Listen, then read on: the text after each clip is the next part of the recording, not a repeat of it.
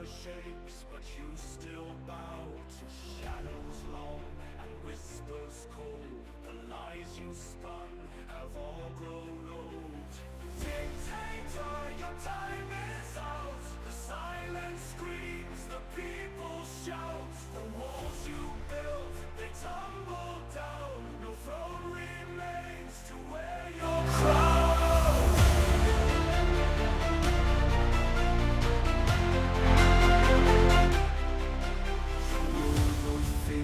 And iron chains, but hearts won't bend to endless pain. The clock it ticks, the end is near. No more to bow, no more to fear. The echoes rise from broken lands. A million voices join their hands. Your power fades like dying flame, a ghostly echo of your name. Dictator, your time is out. The silence screams, the people shout. The walls you built, they tumble down. No throne remains to wear your crown. The dawn will come, the sky will clear. The world moves on, your reign is here. Dictator gone, the people stand. A brighter future in their hands.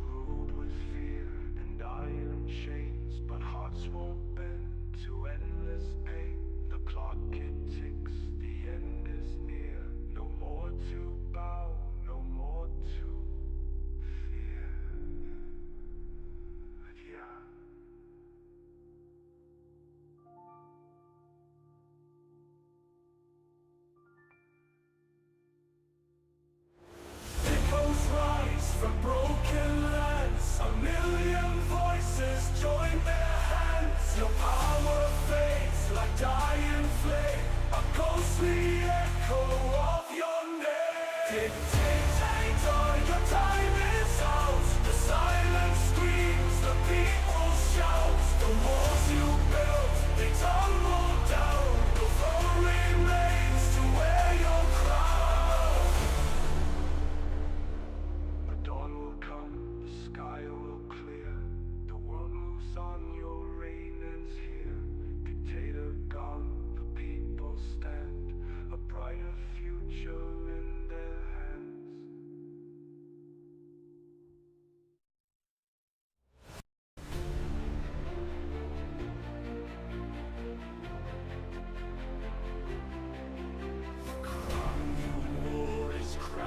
Now your empire shakes, but you still bow to shadows long and whispers cold. The lies you spun have all grown old. Dictator, your time is out. The silence screams, the people shout. The walls you built, they tumble down. No throne remains to wear your crown.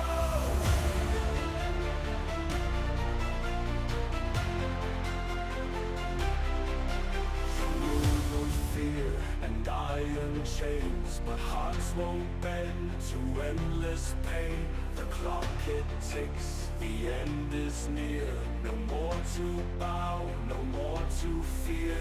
The echoes rise from broken lands. A million voices join their hands. Your power fades like dying flame, a ghostly echo of your name. Dictator, your time is out. The silence screams, the people shout. The walls you built, they tumble down. No throne remains to wear your crown. The dawn will come, the sky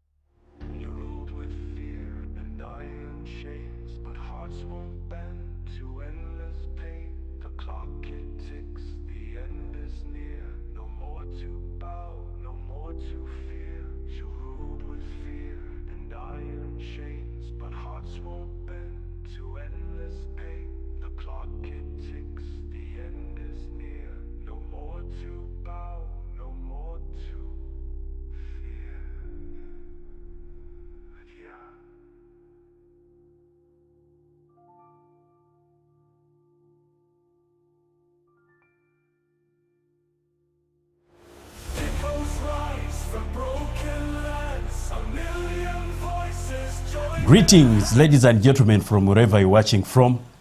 A warm welcome to our special coverage of the 18th Geneva Summit for Human Rights and Democracy. My name is Kaka Emmanuel Peter, and you're watching live Media Choice Online Television.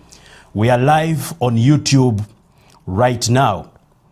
Today, we are going to be the bridge between those powerful halls in Switzerland and your screens at home, in the palm of your hands, or wherever you're watching Media Choice from. We are going to bring you the front row access to the voices of the world. The world needs to hear. Of course, I know we normally broadcast in our local language. Ladies and gentlemen, for a wide access and a wider coverage of this summit, today I'm going to be broadcasting in English for the common understanding of almost all Ugandans. Mujja kunsaasira bassebo ne bannyabo. Olwaleero lugenda kubeera luzungu abantu bangi basobole okutegeera. Tugenda kuba tubaleetera butereevu mu ddakiika ntono nnyo ezibulayo kati. Tutandise live broadcast eno okuva mu bisenge by'e Geneva.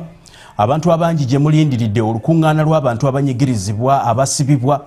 Oweekitiibwa one of our own, Robert Kyagulanyi Ssentamu, agenda kuba ayogera. And I want to tell you, from dissidents to heroes of democracy, we are going to bring it all here.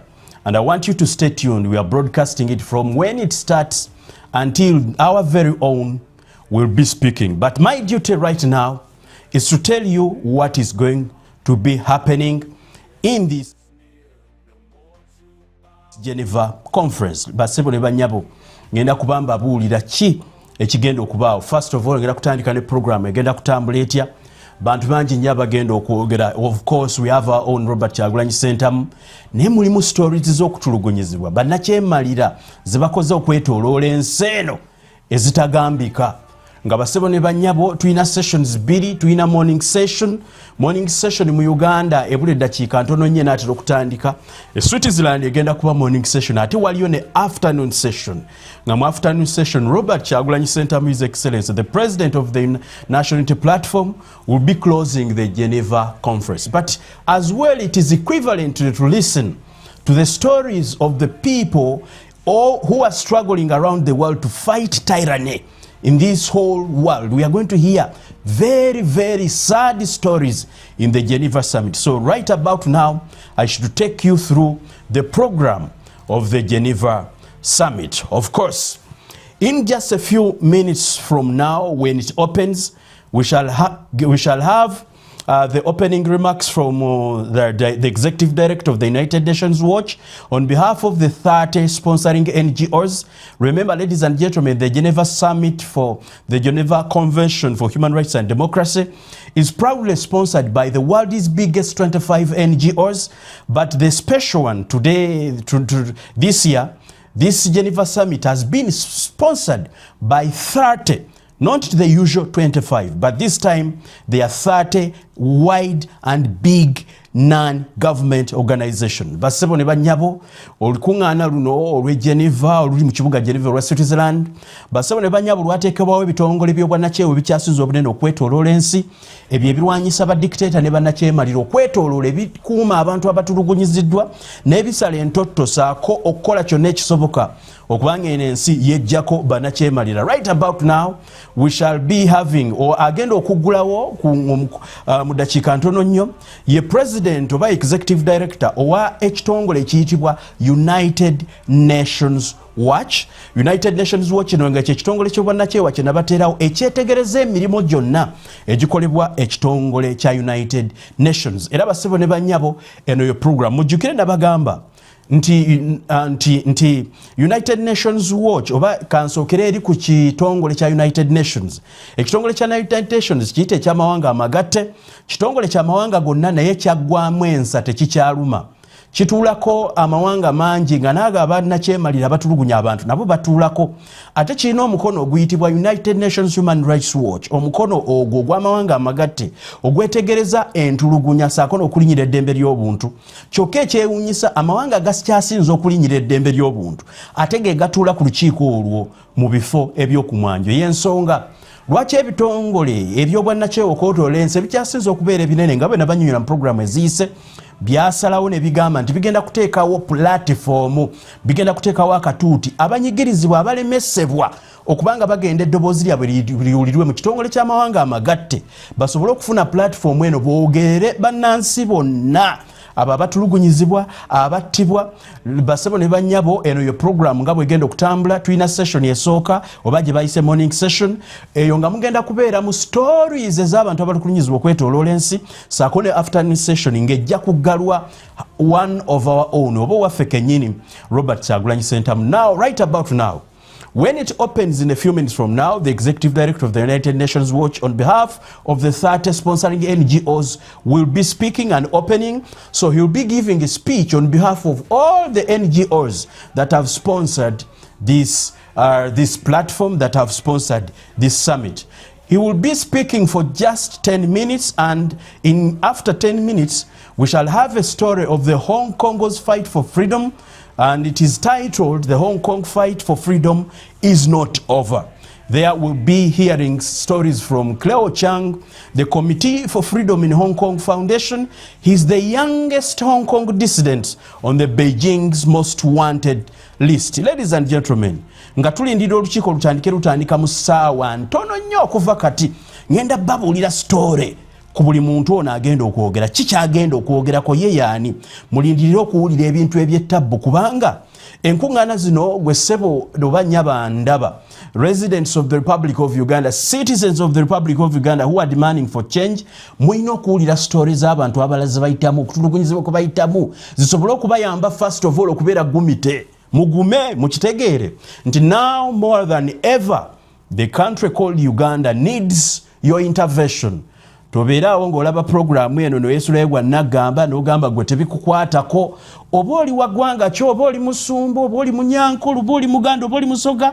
Ladies and gentlemen, when democracies are invaded around the world, everyone suffers, no matter the color, no matter the height, no matter. So wanogenda kuwulira stories ez'abantu engeri gye bazze batulugunyizibwamu zikuwa ekyokuyiga naawe osobola okukinulamu olabe nti tutulugunyiziddwa naye ate waliyo ne bannaffe abatugulunyizibwa kyenkanyi oba n'okusingawo bw'otugeraageranya. So after the story of Chloe Chang, the Atula Committee of Freedom in Hong Kong, Committee Freedom for Hong Kong Foundation, we shall hear, he will speak for just 10 minutes. We will hear another session is called The Price of Exposing Corruption in Vietnam. Omuwendo gwosasulira okuexposinga ebigambo by'oluzungu byegatta n'ebyoluganda. Omuwendo gwosasulira okulabisa abali b'enguzi e Vietnam. We shall hear from Hugh Nu, who is the Vietnamese pro-democracy and anti-corruption activist, who is a former prisoner. Ladies and gentlemen, being in prison is not the end of the world. I'm telling you, it's not the end of the fight. When they take you to prison and you come back and you allege that maybe you've given up, you're going to listen to stories of people who have suffered terrible situations in prisons, and they are still pushing for the fight. They are pushing in this fight of democracy. Ladies and gentlemen, after 10 minutes we shall be hearing on another menu. On the menu there is something called Silenced for Reporting, the Zimbabwe's war on the press. Ladies and gentlemen, right from Zimbabwe we have a gentleman called Blessed Mwalanga. He's a Zimbabwean journalist and a former political prisoner, taken to prison because he's been reporting. So if you're out there watching and you're a blogger, someone who's been starting this thing of freedom fighting using your camera, this guy is going to tell you the power of using the phone camera to report the atrocities committed by dictatorial regimes. Basebo ne banyabo mmwe bannamawulire abalwanirira eddembe ly'obuntu ng'okozesa akasimu kaako be bakubidde ku campaign trail Robert Kyagulanyi Ssentamu. You are not alone in this world. You're going to hear from a Zimbabwe guy. He's going to tell you a story of how he ran out of prison after using his camera to expose the dictatorial nature of the Zimbabwean regime. After 10 minutes from there, we shall be hearing from a theme called Escaping North Korea to Freedom. Ladies and gentlemen, at the 18th Geneva Summit of Human Rights and Democracy, we have someone who defected from North Korea. This guy called Kim Yumi is a North Korean defector. He escaped with his family on a boat in 2023. If there are stories that are worth listening to, Ladies and gentlemen, you need to listen to a story of Kim Yumi, a lady who took her family on a boat in the midst of the night on a sea to escape the tyranny of the North Korean dictator. He is a North Korean defector. Can you imagine, placing in your imagination, when you sit in your home and craft a boat, a wooden boat, inside your head with thoughts of running away from a dictator? Have you ever imagined a situation? Basebo ne banyabo mu dakika 10 omukyala ayitibwa Kim Yumi, mukyala yadduka mu magye ge North Korea. Yakera ku makya n'amera ekirowoozo ekyokuyiiya akaato ateekeko famire ye ne bbaawe n'abaana, ng'obudde buzibye nga kizikiza, n'akuba akaato enkasi musirikale n'atoloka. She has a story worth listening to. In this Geneva Human Rights Summit for Human Rights and Democracy, the Geneva Summit for Human Rights and Democracy, there is a session called The Empty Chair. Inside the empty chair, they speak of a story of someone who is already incarcerated, highlighting the story of someone who is in incarceration. And already they tell a story. After 10 minutes, when Kim Yumi has finished to speak, there will be the session called The Empty Chair, where there will be a story of someone who was kidnapped at the age of 6, the story of the 11th Panchen Lama. It is worth listening to.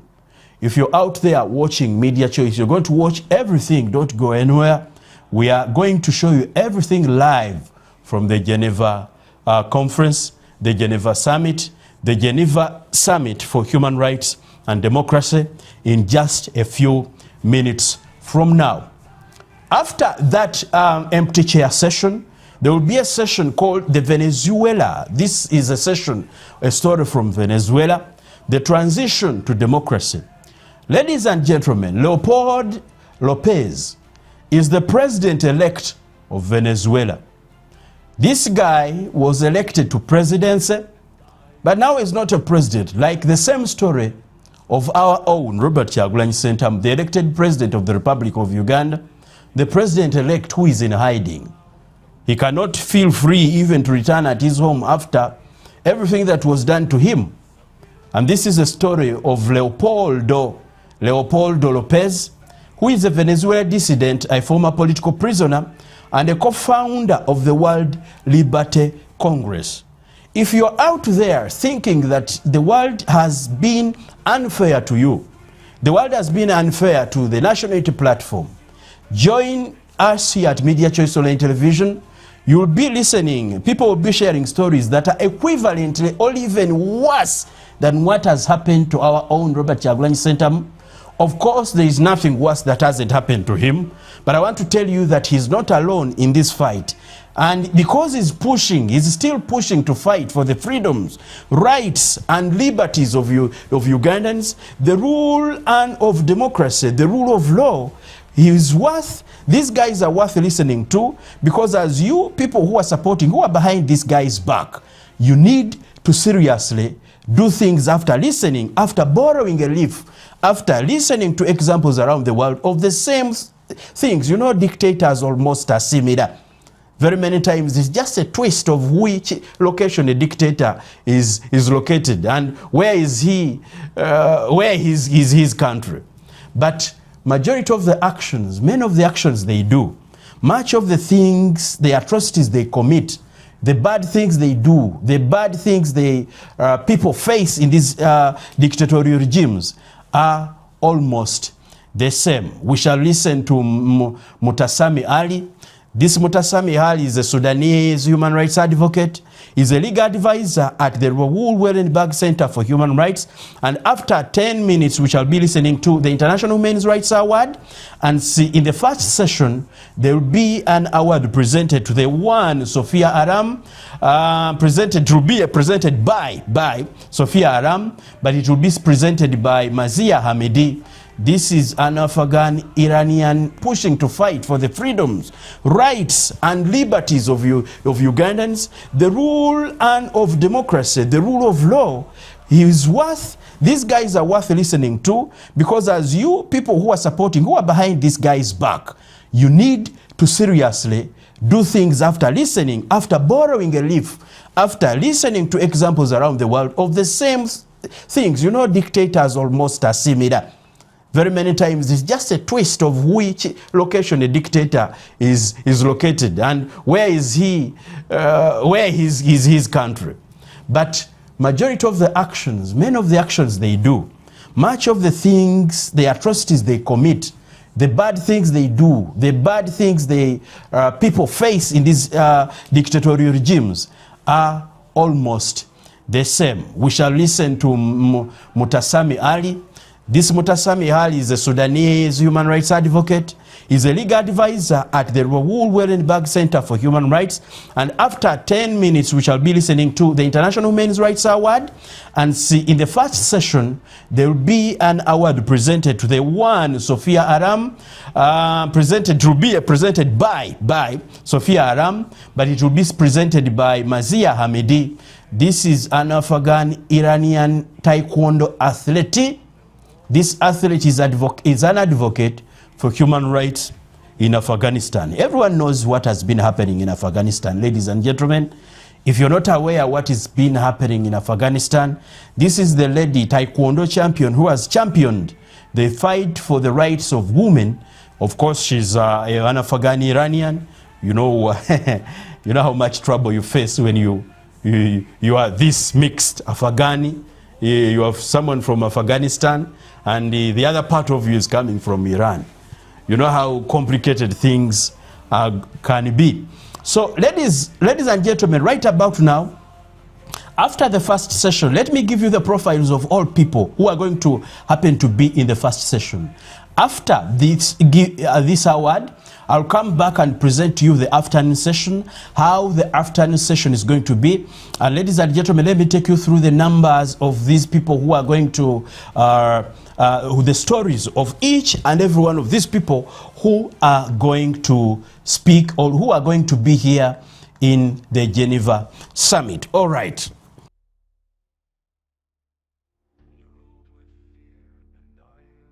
The Republic can take our eyes, can take our body, can take our life, but not our hope. Freedom is hope. Freedom is dignity. It's humanity. It's what makes us personal. Freedom is courage. I believe that we are asked to take courage and speak truth. You speaking truth, They're scared of me because I'm telling the truth. but most of all, it's peace. The path to peace in Europe goes through freedom in Belarus, In Russia, In China, in North Korea, in Afghanistan, In Iran, in Venezuela, in Sudan. because that's what we should stand for. Es una obligación moral. Freedom is a universal human yearning. For that reason, it will always prevail. We can rise up. We have to fight, all of us. We are together in this fight. We in this together. The darkness will be gone. The evil will fall, The light will come back. and the beautiful future will come. It's impossible any other way.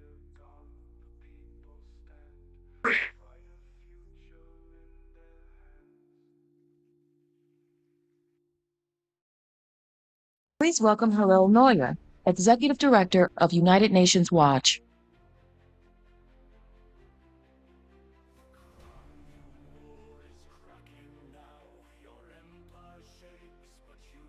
Excellencies, ladies and gentlemen, dear friends, welcome to the 18th Annual Geneva Summit for Human Rights and Democracy.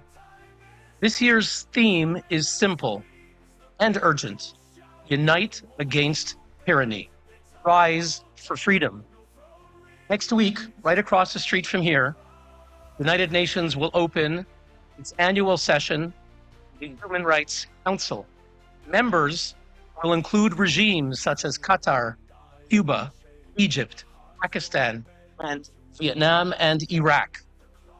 Regimes that jail journalists, crush women, torture dissidents, and erase minorities will sit as judges of the world on human rights. We are here first. We are here to restore moral clarity.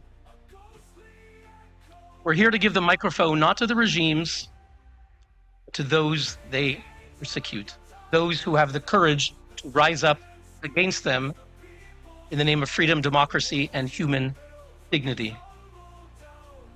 Let us begin with Hong Kong. Beijing had promised autonomy. Instead, it delivered arrests, repression, and exile. It imposed the infamous national security law. Dissent became a crime. They tried to extinguish democracy, but Chloe Chung joined the democracy movement at age 14. Today, at just 20 years old, she lives in exile with the Chinese authorities placing a bounty on her head of 1 million Hong Kong dollars. Imagine a superpower hunting a young student. But in Chloe, we see a campaign where Chloe continues to campaign for political prisoners and to expose transnational repression that targets Hong Kongers all over the world.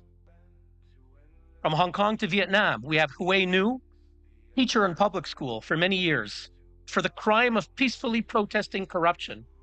She was abducted, assaulted, and sentenced to 39 months in prison. When regimes fear teachers, my friends, corruption runs deep. Today, she speaks for prisoners who cannot. Vietnam will be sitting at the Human Rights Council next week, but here we hear from the dissidents.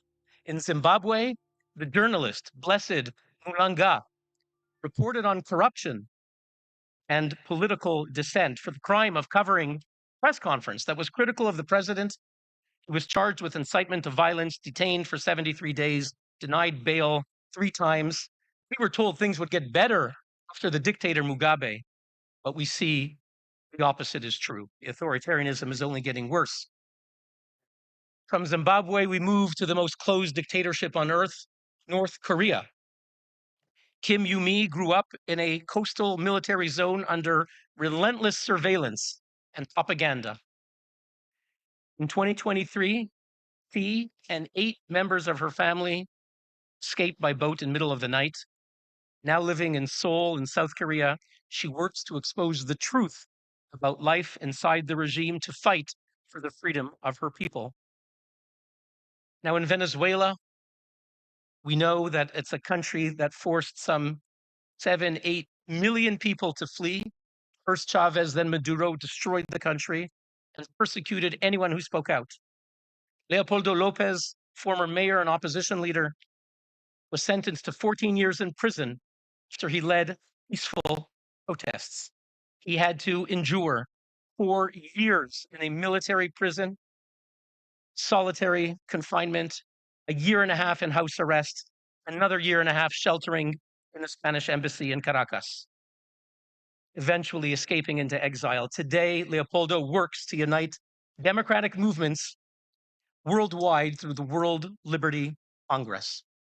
Now, recently, we were all inspired to see the Nobel Peace Prize going to Venezuelan opposition leader Maria Corina Machado. Senior advisor is with us here today, Pedro Uruturtu, came for him under false charges. He had to take shelter, was trapped for over 400 days inside the Argentinian embassy in Caracas under siege conditions, constant surveillance by political police. Yet from inside the embassy, he continued coordinating international diplomacy for the democratic opposition. Dictators may control territory, but Democrats build alliances. Now in Sudan, we've had killings, tens of thousands of people killed, millions starving. Today, no one is speaking about Sudan, sadly, at the United Nations. It's being ignored, but we're going to hear from Mutassim Ali, one of the leading human rights activists from Sudan. He founded a grassroots student movement who opposed the regime's persecution, the genocide of the people in Darfur.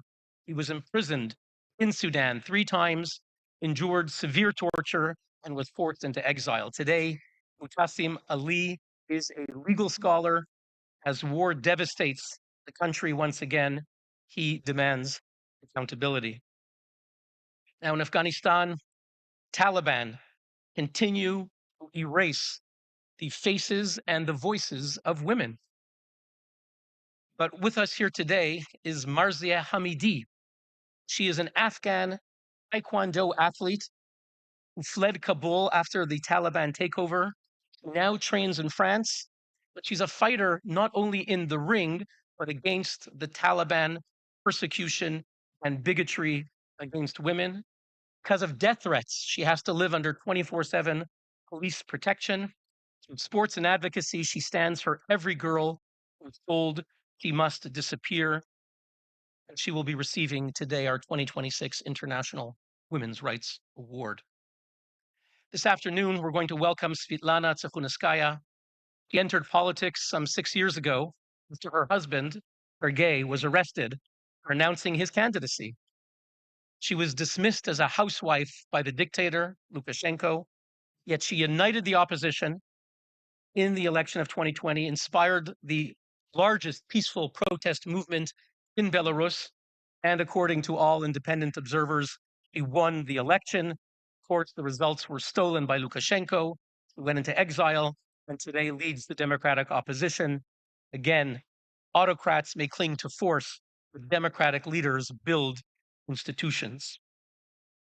Now, from Syria, a country that was destroyed since the past decade and a half, the Kurdish people need to be heard. They've been targeted in horrible ways in the past few months under the supposedly improved Syrian leader. We're going to hear from Aram Akil.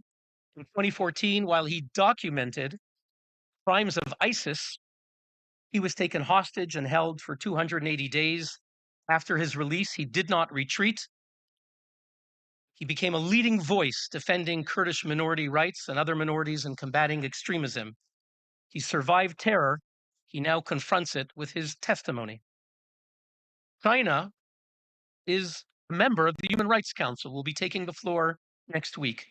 Yet, when it comes to religious freedom, they crush Tibetan temples and they crush any independent Christian churches that do not belong to the regime. Pastor Ezra Jin, founder of one of China's largest underground churches, a church that doesn't answer to the state but to a higher power, inspired fear in the regime, and they took him away in October. He and 27 other church leaders were detained, and we're going to hear from his daughter, Grace Jin Drexel, who's here to fight for her father's freedom and the freedom of all people in China. 1.5 billion people denied any basic freedoms. Cuba is a member of the Human Rights Council. Cuba is a police state.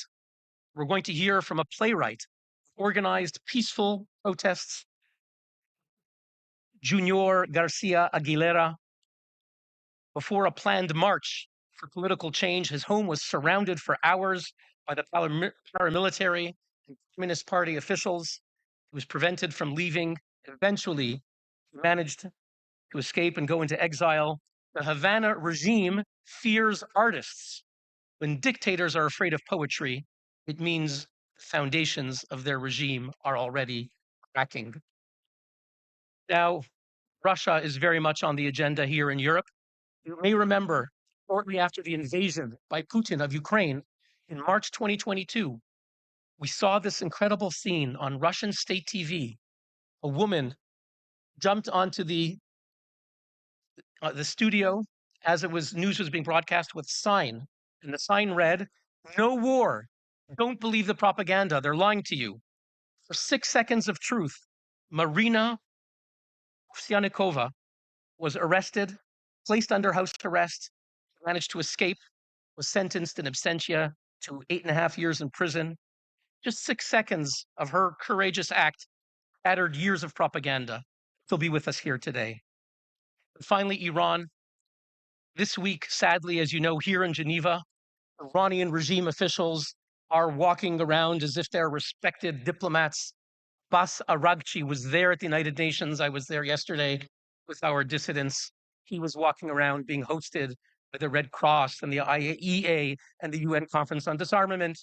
And in another room at the United Nations across the street was Afsaneh Nadipur, a longtime regime official who was an ambassador of Iran regime, who defended their crackdown against women, she's now a new member this week of the United Nations Human Rights Council expert body, the advisory committee, which deals with gender-based violence. So an expert on women's rights is sitting at the United Nations, so-called expert, who is a defender of the persecution of women. And she's this week an expert at the UN. And next week is going to be another deputy foreign minister, regime official, addressing the Human Rights Council. So this is what's happening at the United Nations.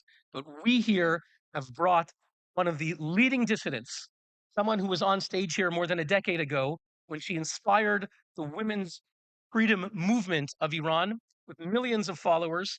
Her name is Masih Alinejad. And because of her activism to inspire women to demand their rights in Iran, which eventually inspired the 2022 Women Life Freedom movement, the regime is trying to kill her. She lives now in exile in New York. The regime sent multiple criminals, mobsters, to assassinate her. I was at the trial last year of one of the assassins that tried to kill her. They tried to kidnap her, and yet she continues and perseveres to speak for the people of Iran. And we're honored that today we're going to give the 2026 Courage Award to the heroes of Iran, and Masih Alinejad will be here to receive it on their behalf and to speak for the true voices in Iran. Now, the regime may have oil wealth, it has militias, prisons, but the people have courage. And history teaches us which in the end endures. So, ladies and gentlemen, please look at the people that will today come on the stage from Hong Kong and Vietnam, Zimbabwe, North Korea, Venezuela, Sudan, Afghanistan, Belarus, Syria, China, Cuba, Russia. Different continents, different cultures, but one shared conviction. Freedom is not granted by dictators. It is claimed by the brave, by the courageous, the dissidents you'll see today. The regimes across the street at the United Nations may hold the gavels, but they do not hold the moral authority, the moral inspiration, the moral clarity fills this room today. Tyranny depends on silence. This summit, the Geneva summit, is the opposite of silence. Today we say, unite against tyranny, rise for freedom. Thank you.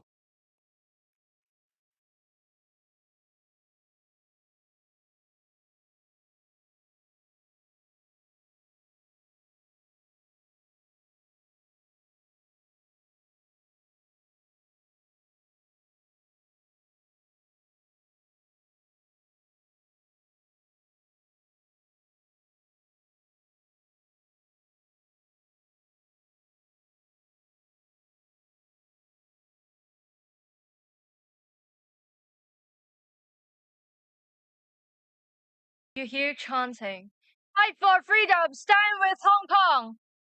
The sound echoes through the street, thousands of voices rising together. Then suddenly, a sharp bang, then another. The sky fills with smoke, tear gas. Your eyes burn, your throat closes. You taste chemicals in the air. Your chest tightens. Instinct takes over. Run. Everyone's running, but no one knows where to run. You hear coughing, screaming. Someone shouts for water. Someone falls. A young girl is crying, her hands shaking as she tries to pull on the mask. Rubber bullets crack through the air. The sound is sharp, unnatural, terrifying. This is not a theater performance. This was my home. This was Hong Kong in 2019. I was only 14 years old at my first protest in Hong Kong. I remember wearing my school uniform and going with my friends at an age intended for jokes, unfinished homeworks, and the luxurious ignorance of how the world truly works. That summer didn't politicize us, it conscripted us. We marched because our government proposed an extradition bill that would permit the transfer of Hong Kong citizens to mainland China for trial, into a judicial system answerable not to law, but to the whims of the Chinese Communist Party. A system where verdicts are known before a trial even begun. A place where dissidence is dangerous. We understood, even at 14, what that meant. We had to stand up for our home, not as radicals, but as citizens, or at least as children attempting to defend the future in which we were supposed to become a citizen. More than 1 million people marched peacefully, then 2 million, one of the largest pro-democracy movement in modern history. And the response was police brutality. The authorities called us rioters, crocodiles, street rats. They arrested everyone they could. Students, teachers, journalists, anyone who stood for freedom, and threw them in prison. If you opposed the government, they would arrest you and destroy you. Then came 2020. While the world was distracted by a pandemic, China imposed the national security law on Hong Kong and criminalized 4 things: secession, subversion, terrorism, and collusion with foreign forces. The Chinese Communist Party purposely left the interpretation of national security law vague, so anything can now become a crime. Protest became a crime. Speech became a crime. Thought became a crime. I had a choice to make: stay silent, stay and risk going to prison, or leave.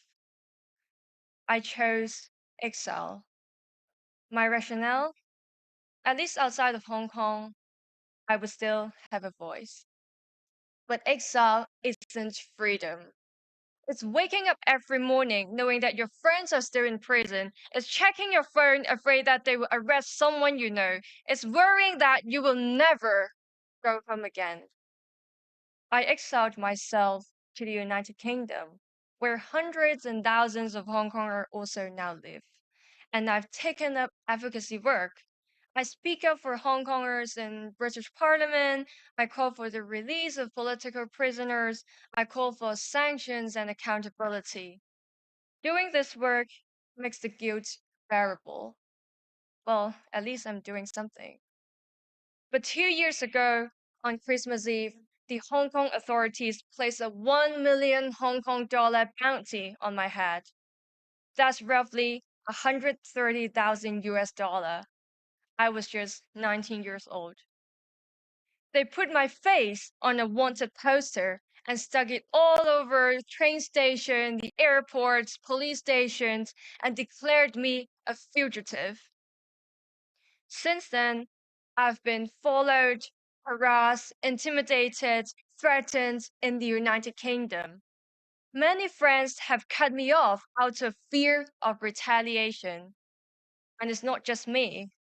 This is my friend Anna Kwok. She is also in exile. She also has a bounty on her head. Escaped it to America and continue her advocacy. And this is her father. Last week, he was convicted in Hong Kong, not because of anything he did, but because who his daughter is. He did not organize protests. He did not lobby foreign governments. He did not give speeches like this. He is just a father. The message is, if we can't silence you, we will hurt the people you love. And that is Jimmy Lai, an entrepreneur, founder of Apple Daily, Hong Kong's biggest pro-democracy media outlet. He built it because he believed Hong Kong deserves a free press. For that belief, he was sentenced to 20 years in prison at the age of 78, and that is effectively a death sentence. When people see headlines about Hong Kong, they sometimes imagine brave, untouchable activists, but the truth is much simpler. We are human. We feel fear, we feel guilt, we feel homesick, we cry. We are ordinary people put in extraordinary circumstances. Today, nearly 1,000 political prisoners remain behind bars in Hong Kong. The Chinese Communist Party wants you to forget them. They want you to issue a blunt statement, shake your hand, sign a trade deal, and move on. In just 5 years, China has destroyed Hong Kong. There is no more free press, there's no more freedom of assembly, there's no more right to protest. Everything can be a crime. Hong Kong is now one of the world's center for international money laundering and sanctions evasion, supporting the trade of illicit weapons to Russia, Iran, and North Korea. So tonight, I ask you, as diplomats, as politicians, as journalists, as students, don't look away from what China has done. Stand with the people of Hong Kong. Demand the release of Jimmy Lai. Demand the release of Anna Kwok's father. Demand the release of every student, journalist, and average Hong Konger who had the guts to stand against the authorities.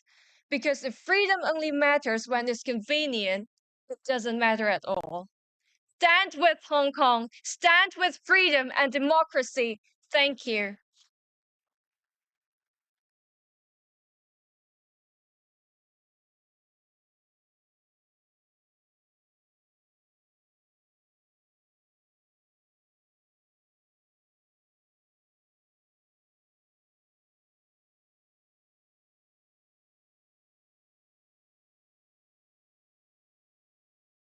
Ladies and gentlemen, for the next speech, interpretation is available in English and French. Headphones can be found on the tables or next to the chairs. Please select your preferred language. Channel 1 for English, Channel 2 for French. Thank you.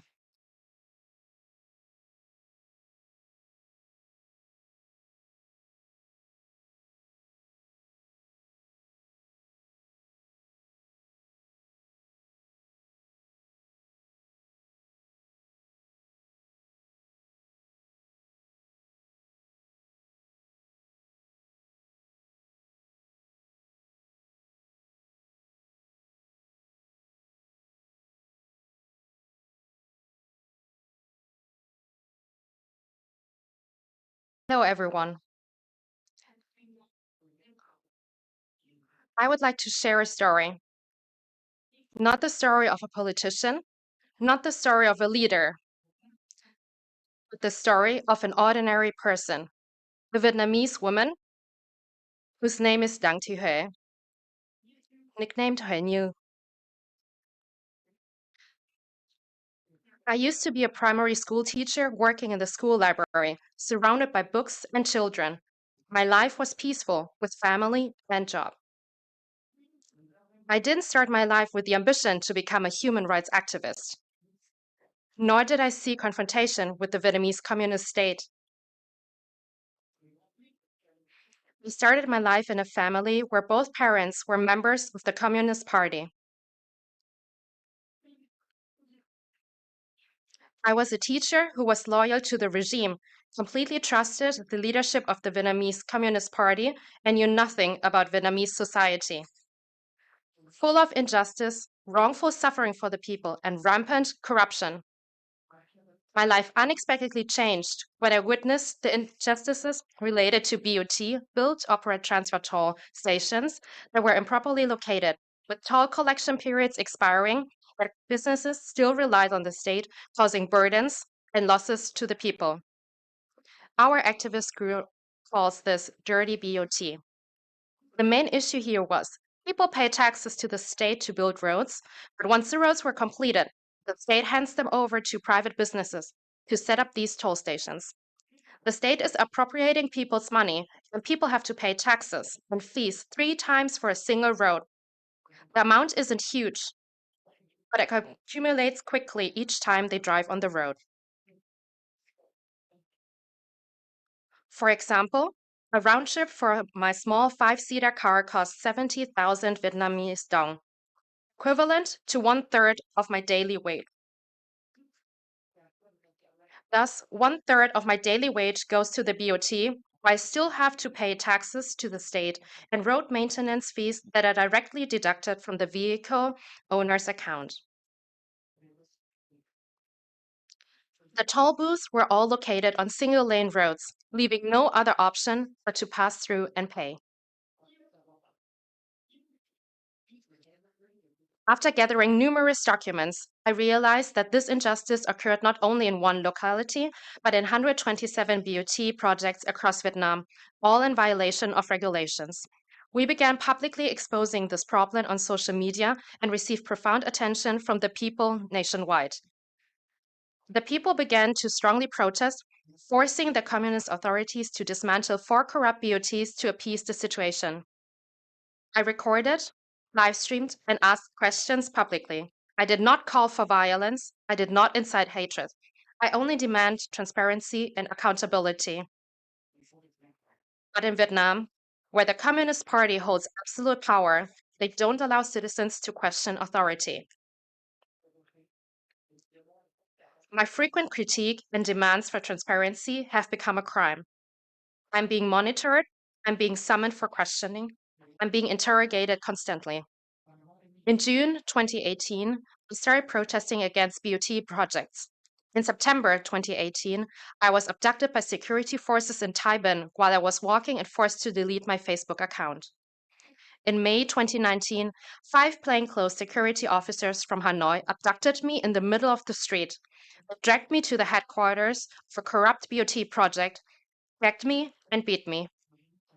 After being released, my friends had to take me back to Thailand to be hospitalized.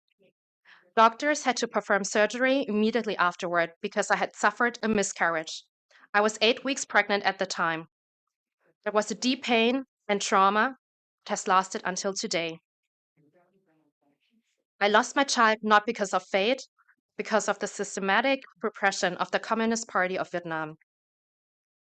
But it did not stop there. In June 2019, Hanoi police arrested me during a public peaceful protest at a toll booth in Hanoi. They towed away my car and confiscated my phone. In October 2019, Hanoi police prosecuted and detained me and sentenced me to 39 months in prison on charges of disturbing public order. During the trial, 4 lawyers defended me, but the court did not allow me or my lawyers to speak. The trial was open to the public, but hundreds of police officers were deployed to prevent my family, friends, and supporters from attending.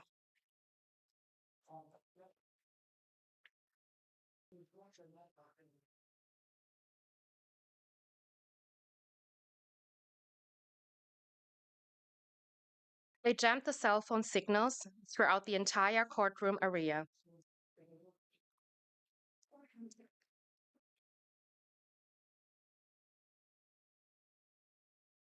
The court imposed a sentence that was unconstitutional, a sentence that not only deprived me of my personal freedom, but also sent a broader message.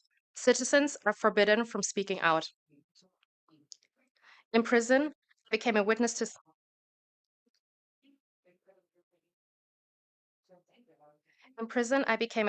things that the outside world could not see.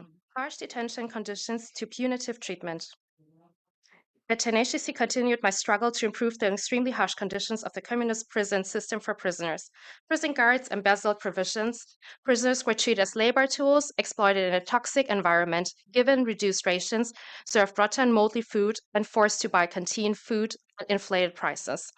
I myself was forbidden from seeing my family and was not allowed to receive items sent by my family to the prison. I had to rely on other prisoners for food, clothing, and daily necessities.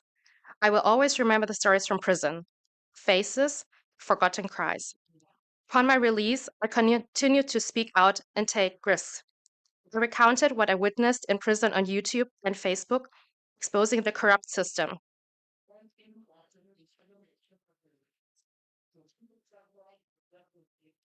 My live streams attracted millions of viewers across all social media platforms, or recorded up to 100 million views in a single month.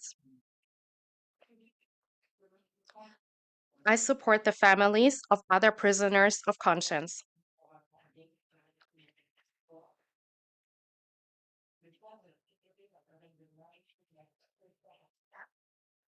I travel to every prison in Vietnam to inspire other prisoners of conscience who are still being held captive. Security forces throughout Vietnam have been relentlessly pursuing me. My friends who spoke out with me have also been implicated. The most severely affected was detained. I'm not afraid. I'll continue to speak the truth. They listen to me as if I were their very breath.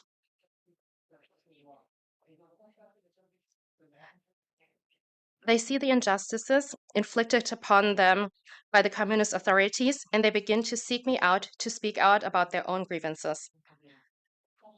I have also joined many Vietnamese workers who have been oppressed by their employers, facing wage cuts, increased work hours, lack of insurance coverage, and inadequate working conditions. For example, the large strike by Viet Glory workers in the Dien Giao district, Nghệ An province, resulted in 12 workers summoned by security forces who have faced potential prosecution. We went to the site to investigate, provide legal advice to them. The consequences were I was released from prison in January 2023. In May 2023, I was kidnapped for the first time. In May 2024, I was kidnapped for a second time. This time, 6 security officers from Thai Binh abducted me in the middle of the road right after I got off a bus from Hanoi to Thai Binh. They confiscated 5,000 USD from my bag and detained me for 24 hours without any detention order. After finding no evidence to incriminate us, they released me and continued to abduct my friends to force them to sign statements claiming they were lured by me on social media so they would have a pretext to detain me again. After being released for 15 days, the end of May 2024, security forces in Thai Binh surrounded me in the dark of the night. This time, I climbed over the roof to escape. In June 2024, I was forced to cross the border by land into Thailand, where I was granted emergency refugee status by the UNHCR. In Thailand, I continued my activities. I exposed government collusion projects with businesses that destroyed the sea, such as the one in Gonsan, Namden, where thousands of hectares of mangrove forests were filled with sand to build a steel plant that discharged waste into the sea. Security forces in Vietnam took my 11-year-old son to the commune's People's Committee office to question him about his mother's whereabouts, causing him extreme distress. Many human rights organizations protested on my behalf at the time. In June 2025, the Federal Republic of Germany accepted me under their humanitarian policy. When I reported to the Immigration Detention Center in Thailand for relocation, I was again approached by 10 Vietnamese security officers under the pretext of persuading me to return home, but in reality, they wanted to force me back to Vietnam to face trial. In Germany, I continue my human rights activism at the international level. I don't consider myself a hero. I'm proof of something very simple. I'm an ordinary person, courageous enough to speak the truth.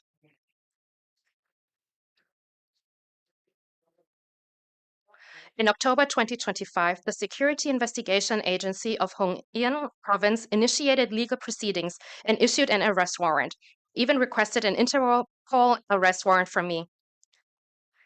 12 police officers raided my parents' house in my hometown, read out a search warrant, confiscated our family's private cameras, and installed new cameras to monitor our family's activities in our hometown. Communist authorities sent a report to Meta to block all my Facebook accounts in Vietnam.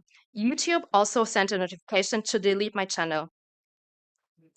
In addition to all this state repression, I'm facing transnational lawsuits from Vietnam's #1 billionaire, Pham Nhat Vuong, and the giant Vingroup Corporation. They are suing me in Germany as an attempt to silence me for reporting on the products that are harming their consumers. This is a billionaire with connections to high-ranking officials of the Vietnamese Communist Party, aiding and abetting corruption. Ladies and gentlemen, human rights has a face, a name, a story. Today, one of those faces is me, Huyen Như. I'm telling my own story, a victim of dictatorship, and my wish is not to be silenced. Because when someone is forced into exile simply for speaking out, it's not just a failure of a nation, but a test of the conscience of the international community. Thank you for listening.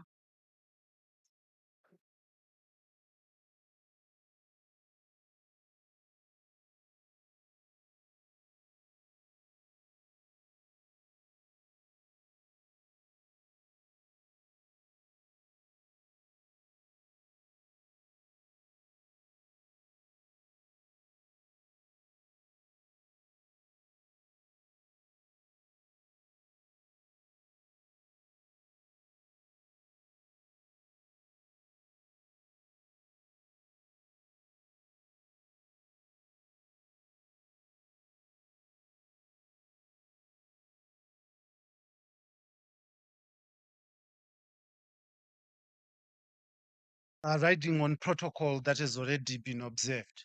I'm a journalist. I don't understand protocol that much. Today I appear before you wearing clothes that I have worn for 73 days in pre-trial detention. This, ladies and gentlemen, was my uniform as I suffered crimes of journalism.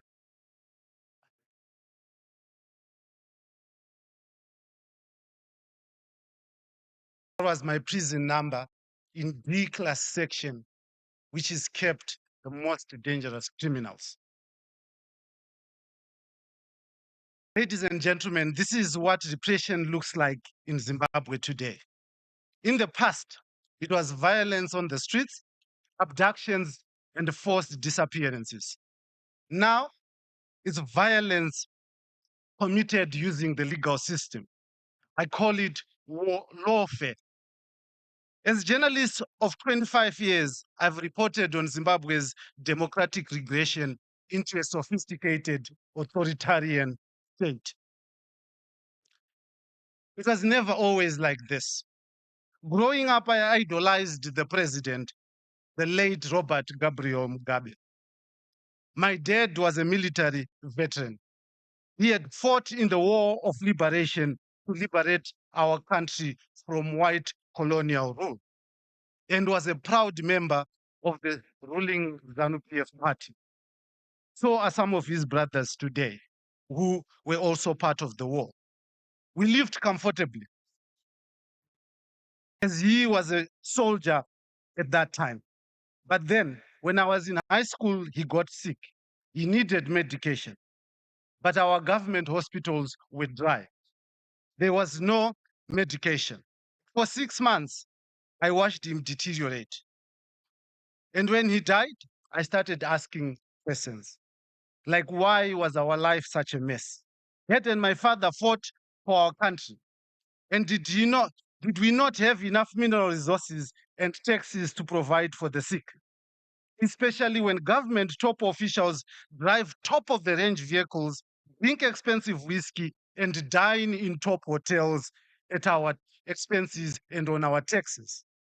Ladies and gentlemen, once you start asking those questions, you cannot unask them.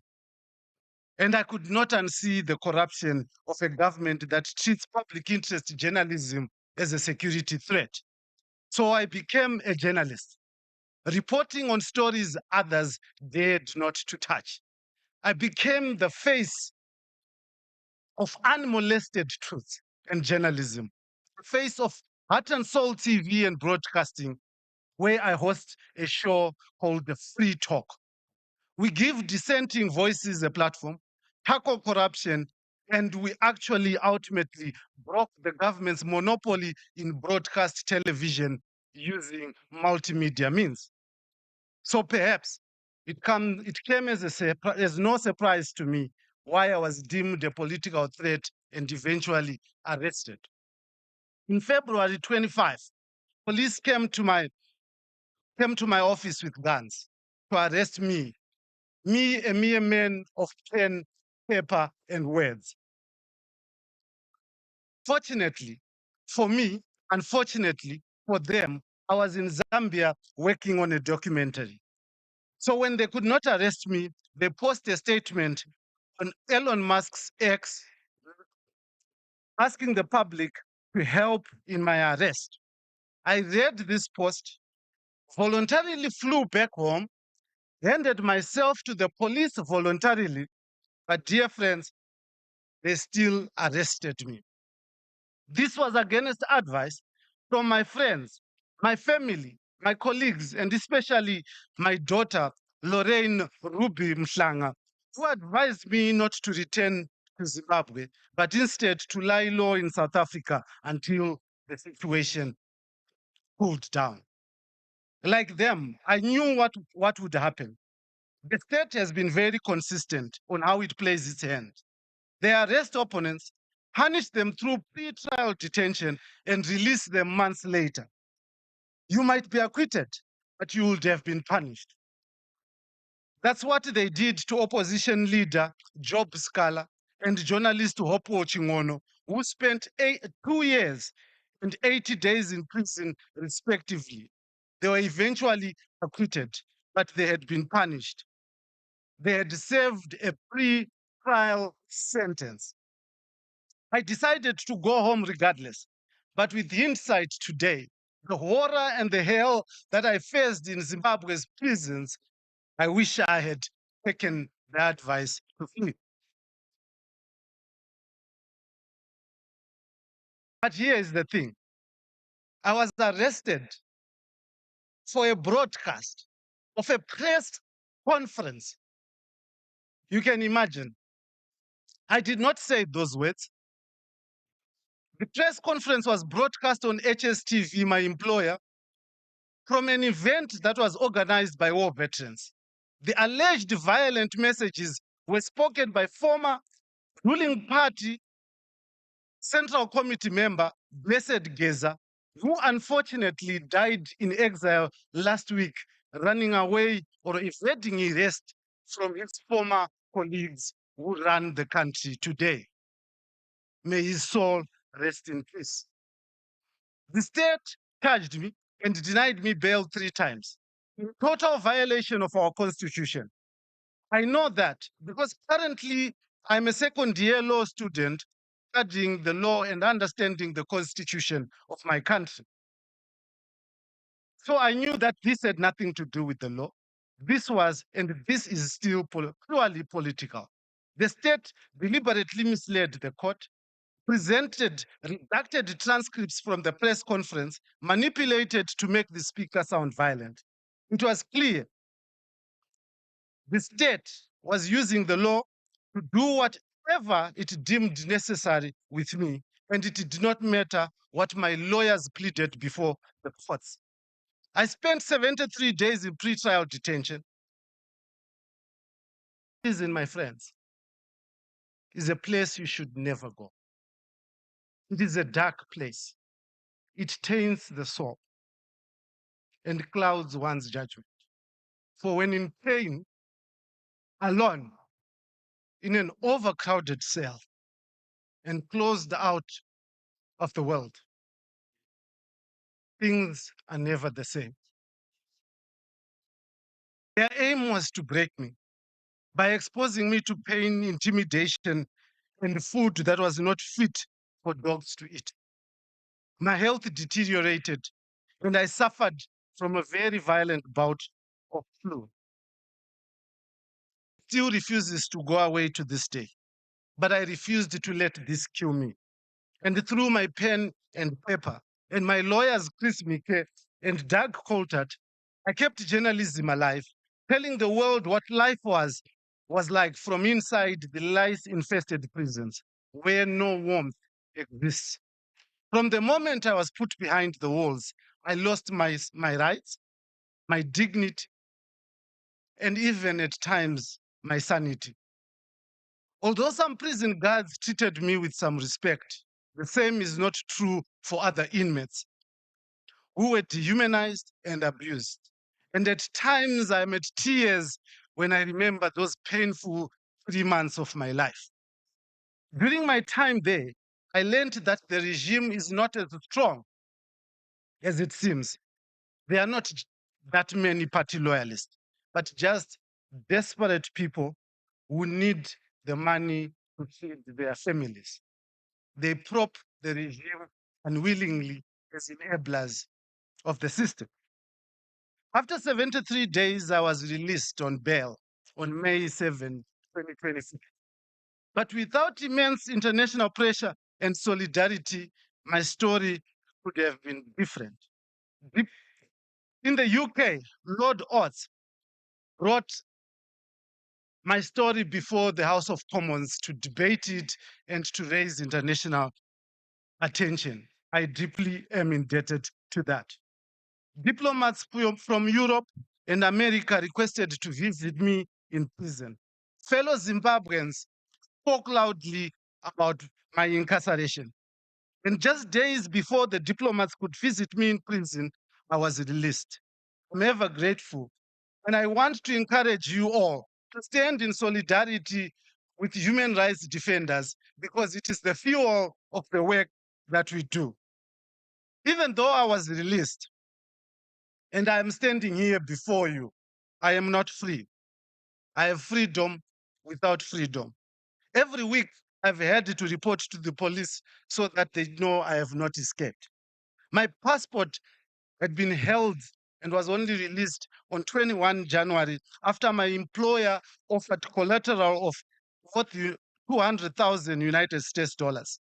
If I don't return to Zimbabwe, the headquarters of Alpha Media Holdings, my employer, one of the last standing homes of unmolested truths and free speech, will be auctioned off by the state. So I have to go back to save that home. I have not been able to travel or earn my keep through journalism. The trial has drained me and my family financially. I've been struggling to pay my children's school fees. And now my eldest daughter, Lorraine, who is supposed to be university with his friends, is at home instead because we can't afford it. This is how the state is working. They hit your pockets. They punish everyone you love, and they torment you emotionally and physically. For a year now, they've kept delaying my trial for ridiculous reasons. 1 week, the magistrate is sick. The next, the witnesses are unavailable. And the other week, the docket is missing. My file has even been classified as a security file. Imagine, journalism is treated as a security threat in Zimbabwe. So here's the angle. When journalists don't tell the story in Zimbabwe, it's not because of incompetence, self-preservation, self-censorship to save themselves and their loved ones from the pains and horrors some of us have gone through. Zimbabwe is not a democracy. It's a sophisticated authoritarianism playing out as a democracy because they have learned to use the law as a weapon. They silence opponents and terrorize citizens, not through overt violence, but through a criminal justice system that many believe is compromised. Just last week, the government proposed new changes to the constitution.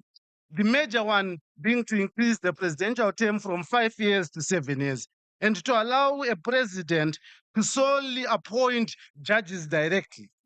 Those changes consolidate power into one person, killing judicial independence and further intensifying lawfare. For a president who promised to stick to the constitution and respect human rights, these attempts open a very, very dark door, which once opened, there is no turning back. This must scare the world and the United Nations into action. Because, dear friends, when repression hides behind law and sovereignty, the poor suffer and flee from their homes. They flee from their countries as refugees, creating international crisis. They come into your homes as illegal immigrants. And we all know what's happening around the world over the issue of illegal immigrants. The problem is not caused by those who flee their homes. It is caused by you who are silent when people are repressed in their home countries, so that they cannot speak from their own home countries, but have to flee to find safety in your homes, which you then in turn chase them away. So for that not to happen, silence is not an option. Diplomatic pressure is the option. Sanctions do not work because regimes have used the sanctions to further justify oppression of the poor. It is only when we stand up and exert diplomatic pressure on these regimes that we can have results. So here's the thing. The world can pretend that Zimbabwe is democratizing, but that is a lie.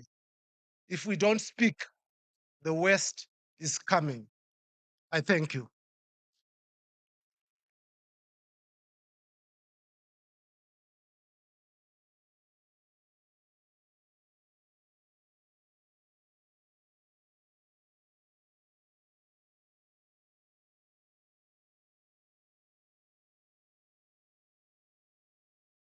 Ladies and gentlemen, for the next speech, interpretation is available in English and French.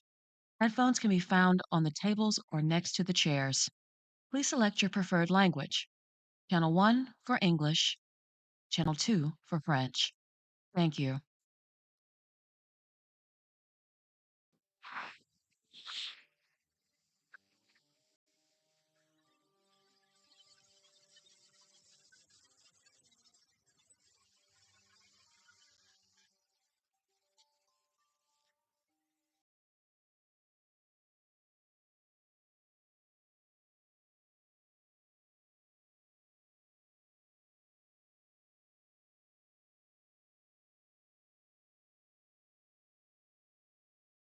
Hello.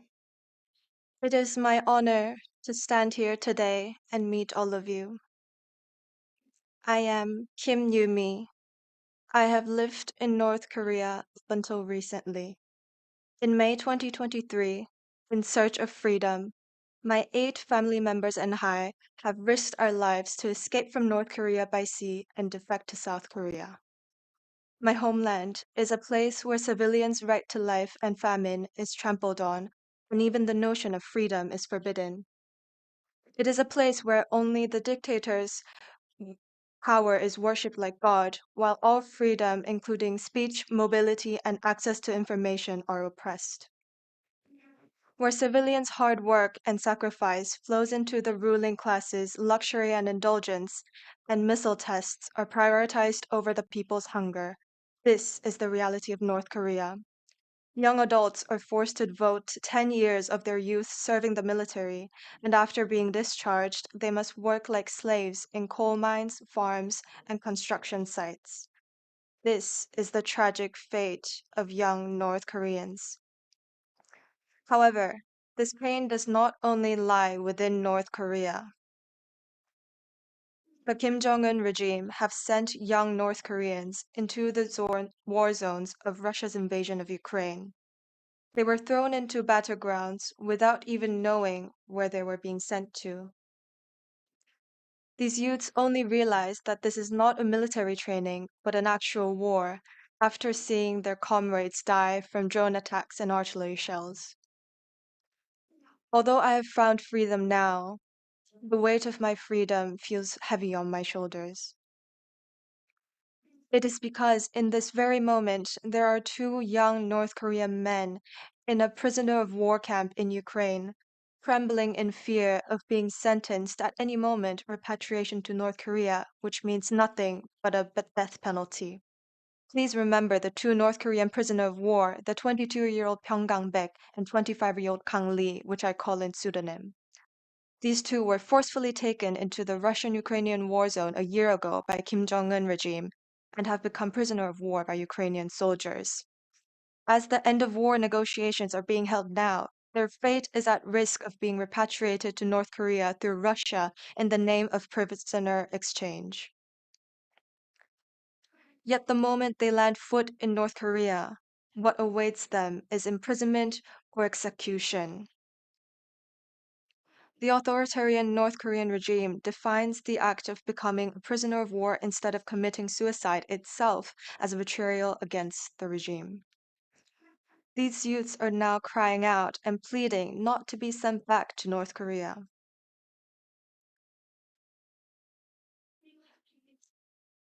The 1949 Geneva Convention prohibits forced repatriation of a prisoner of war that goes against their own will. I call on the United Nations and the International Committee of the Red Cross. If these people are sent back to North Korea, can international law still claim to uphold justice? If we let these poor youths be sent to a place where torture and death await them, the international community becomes an accomplice in dictatorship. In this moment, where 2 young men's lives can be sacrificed for a geopolitical negotiation, no word can protect their lives. What we need the most now is action, for proactive implementation that protects human rights, for the freedom of 2 young men, and for the future of the many young North Koreans that suffer from oppression. I request the international community to respond proactively. I would also like to call on the Ukrainian government. Are you also not fighting for freedom against a tyrannical invasion?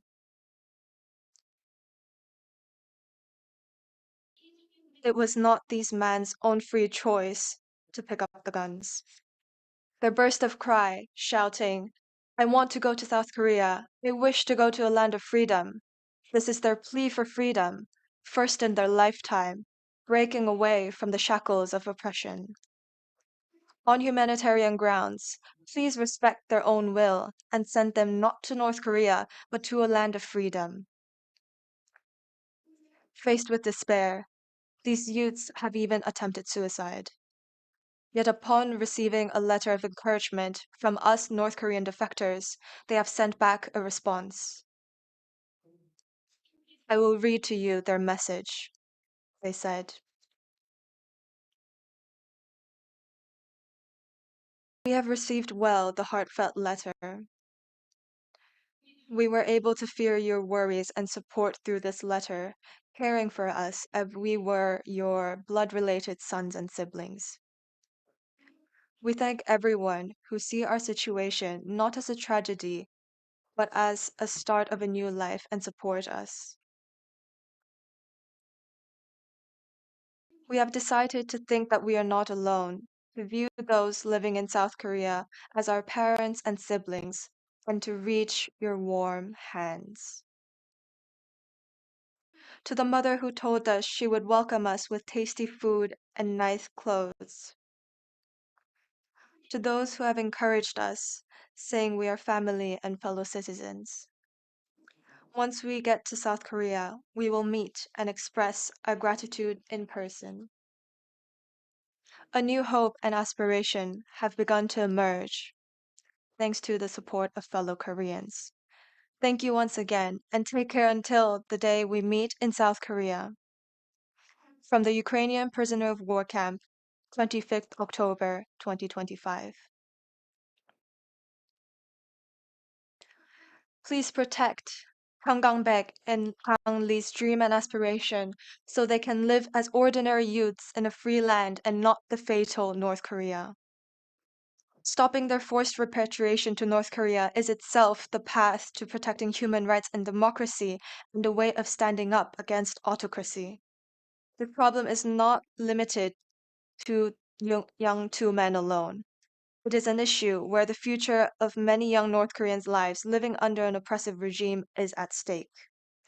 If their voices are neglected, many more young North Koreans will be sent to war and countless lives will be lost.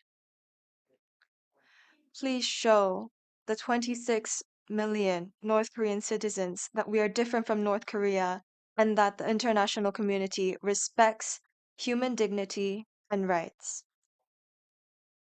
Thank you.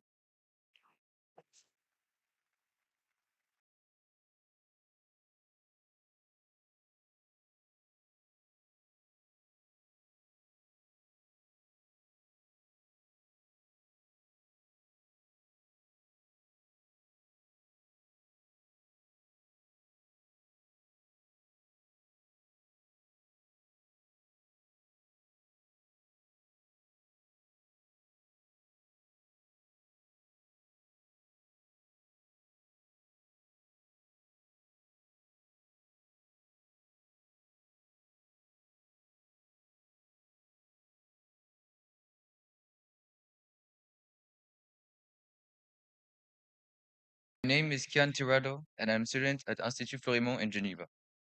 The empty chair on the stage is dedicated to Gedun Choiki Nyima. On May 14, 1995, the Dalai Lama recognized Nyima as the reincarnation of the 10th Panchen Lama. In Tibetan Buddhism, this is the second highest spiritual authority. This recognition is sacred, rooted in centuries of religious tradition. Just 3 days after Nyima was recognized as the 11th Panchen Lama, the Chinese Communist Party forcibly disappeared him along with his family. He was only 6 years old, making him the youngest political prisoner in the world. 30 years later, he still remains missing. The goal was clear: to erase the Panchen Lama from public life and assert state control over Tibetan religious succession. Since that day, no independent observer has been allowed to see Nyima. The Chinese authorities asserted that the Dalai Lama had no right to designate the reincarnation without state approval. They forced another group of monks to appoint a different child whose parents were loyal members of the Chinese Communist Party to become the Beijing-approved reincarnation of the Panchen Lama. The enforced disappearance of the true Panchen Lama was not only an attack on one child, but an assault on the religious freedom of all Tibetans. Nyima has never been charged or tried.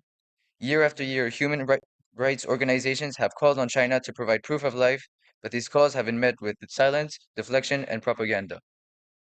Today, this empty chair is dedicated to a boy who was taken from his family and from his people, and whose fate remains unknown. It speaks to a childhood interrupted, a voice that was never allowed to be heard, the spiritual tradition denied from the freedom to choose its own leaders. As we look upon this chair, we are reminded of the repression carried out by the regime in China and of our own responsibility not to look away. To the Tibetan community, we say this: your struggle for freedom has not been forgotten. We stand with you, and we will continue to demand the release of the 11th Panchen Lama and accountability for those who orchestrated his disappearance. He must be freed now. Thank you.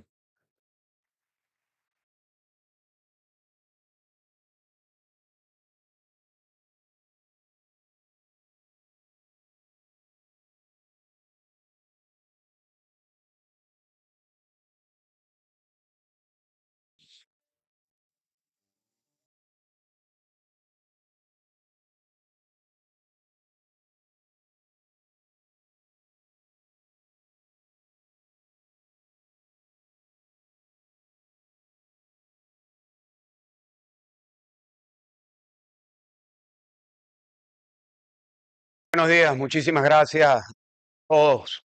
Good morning to all. My name is Leopoldo Lopez. I'm from Venezuela, and I would like to start by sharing with you the capture of Nicolás Maduro, a criminal that was in charge of Venezuela on January the 3rd, changed everything.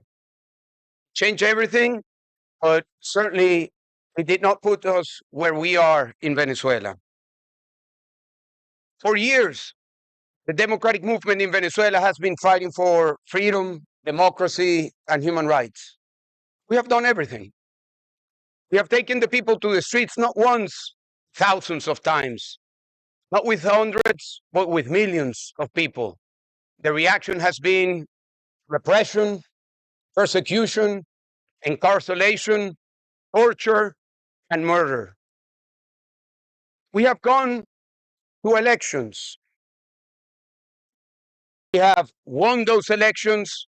The elections have been stolen. We have gone to several negotiation rounds, 16 negotiation rounds, with all sorts of mediators, from the Vatican to ex-presidents to the Norwegians, and the results have been the same. There has been no respect to what was agreed. We have gone to the international community to ask for diplomatic pressure and sanctions. Sanctions have been imposed, resolutions have been drafted, statements have been made, and yet the regime remained there. Let me be clear. A regime that was despised and is despised by 90% of the Venezuelan people. So we did everything in order to have a peaceful transition to democracy, which is the hope of the Venezuelan people.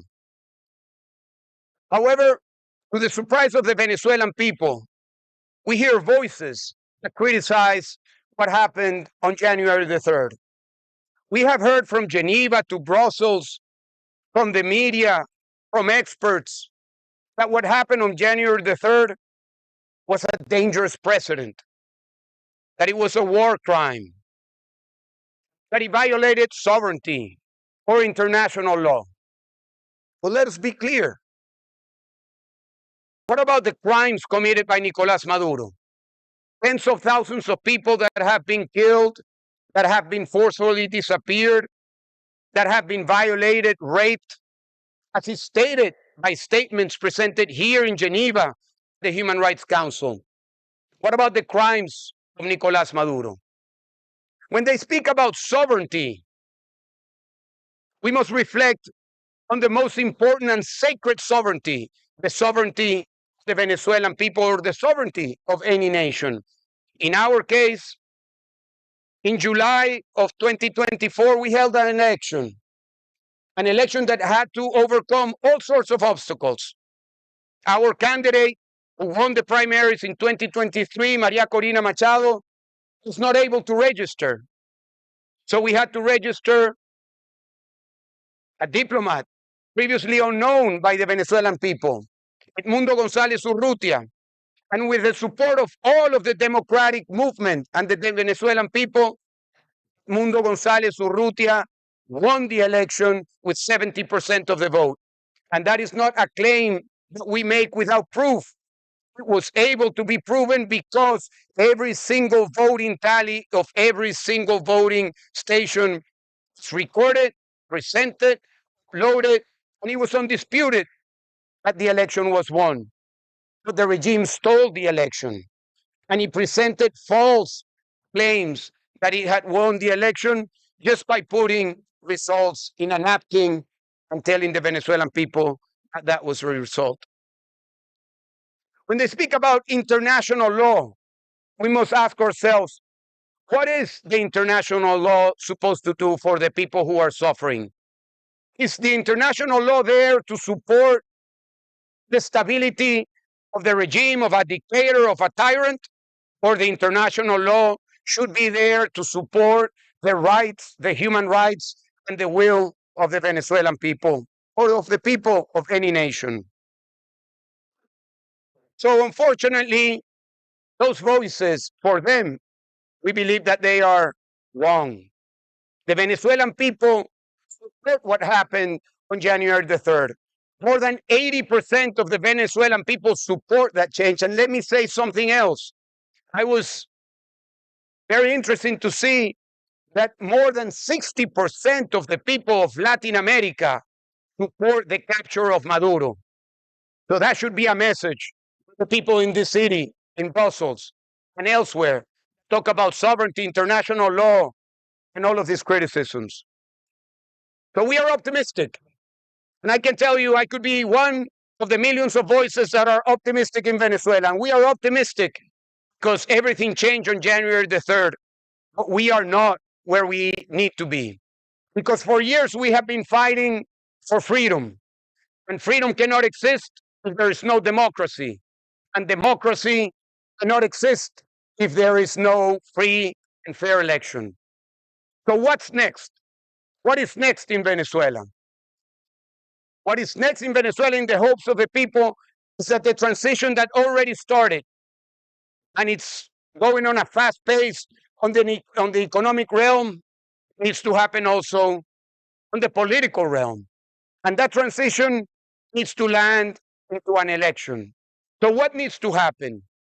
First, all of the political prisoners need to be released. All of them. Not just some of them. All of them. We had more than 1,000 political prisoners. More than 600 political prisoners remain in prison today. All of them need to be released.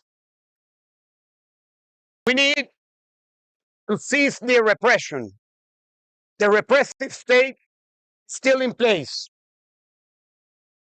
Figures like Diosdado Cabello, who is the devil himself for the Venezuelan people, still runs the Ministry of Security.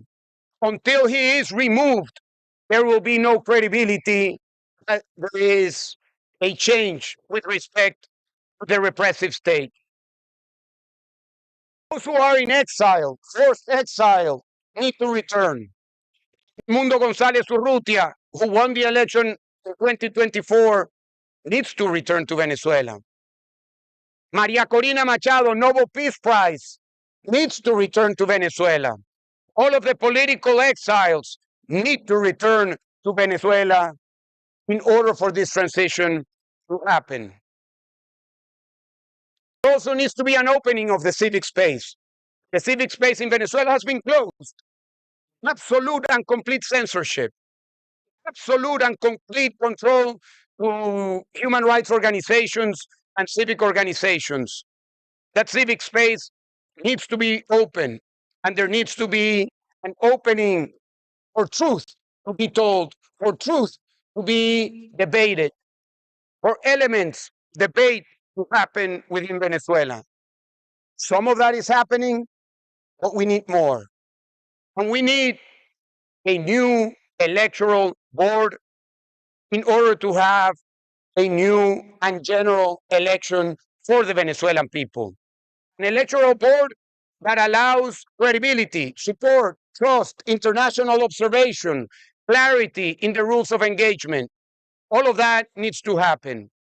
And we strongly believe, that the hunger of the Venezuelan people for democracy is there. The Venezuelan people are optimistic, but we want more. We want freedom. And in order to have freedom, we need democracy.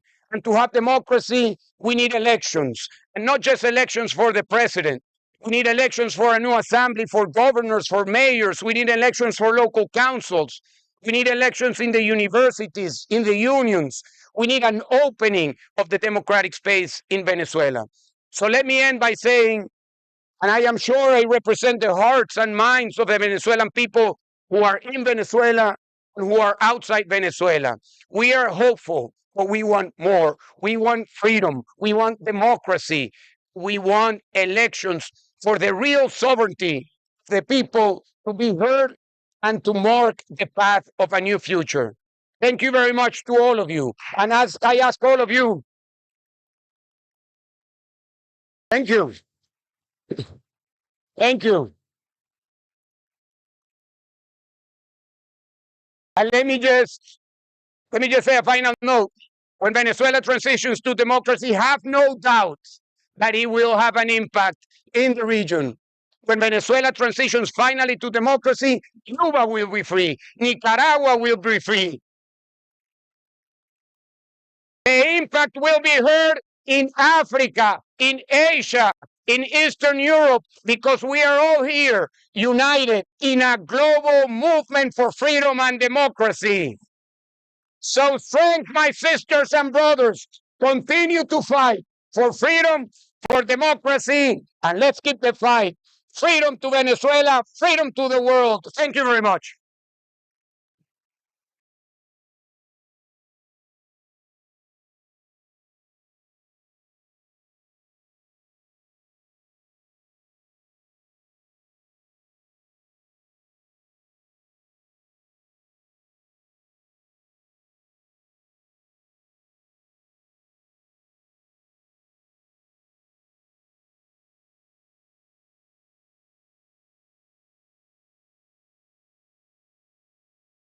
Hello, everyone.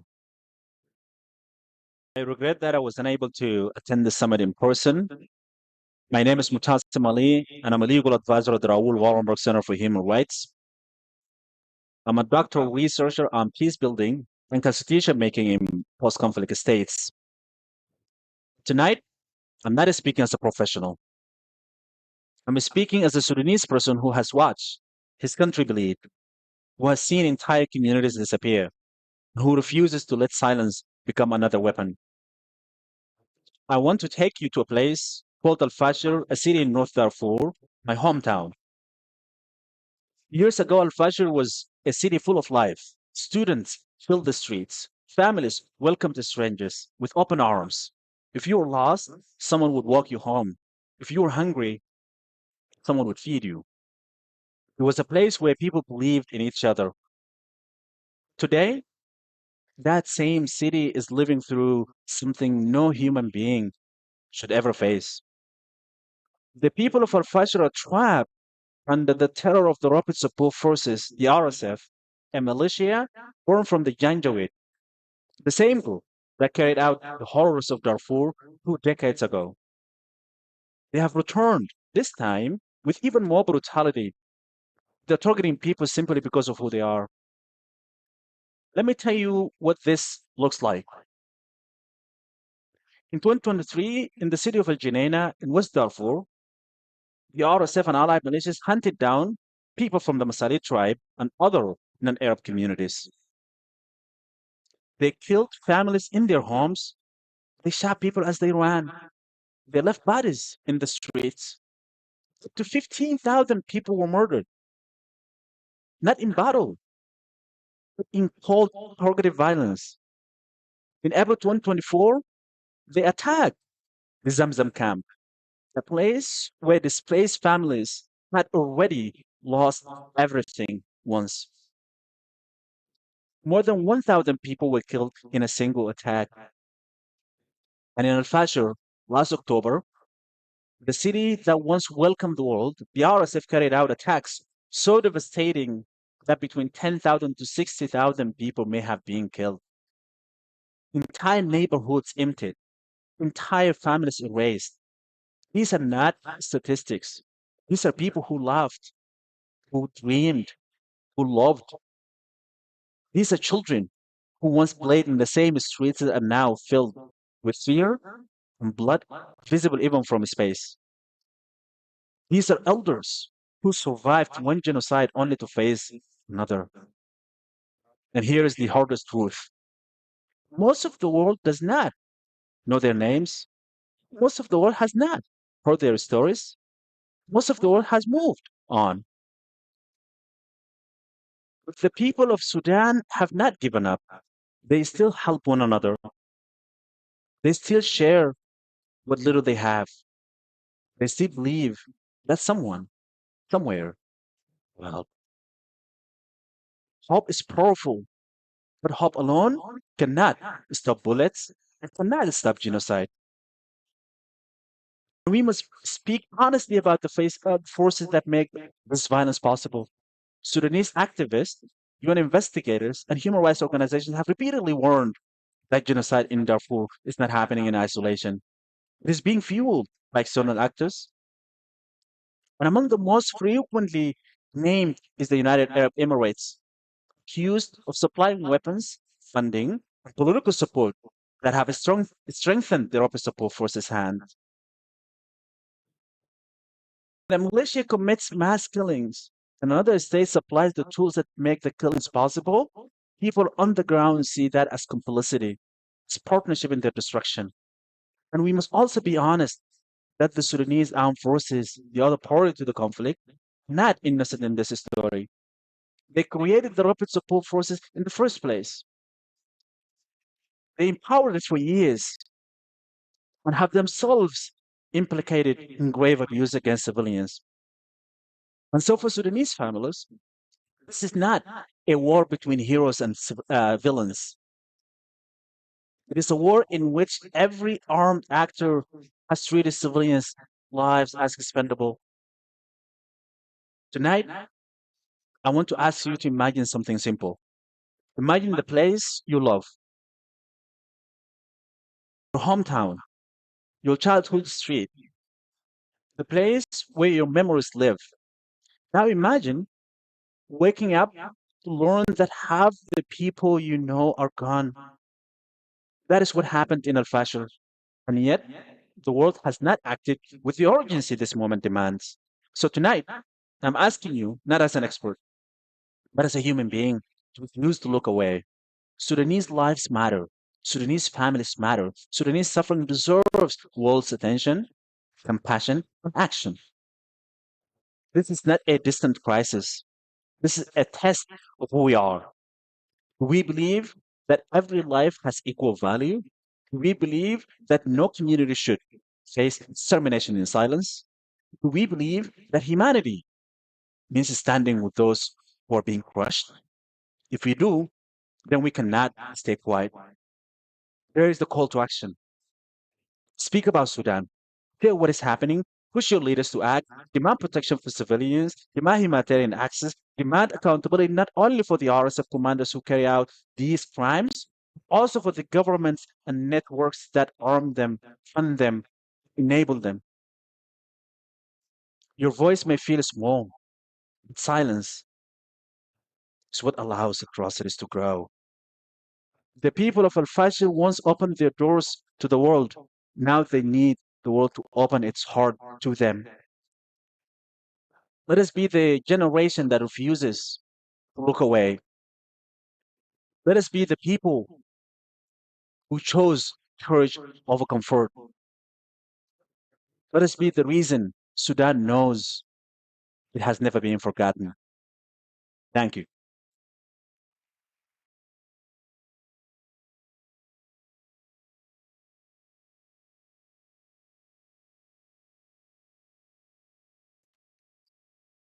Ladies and gentlemen, I would just like to announce a slight change in our schedule.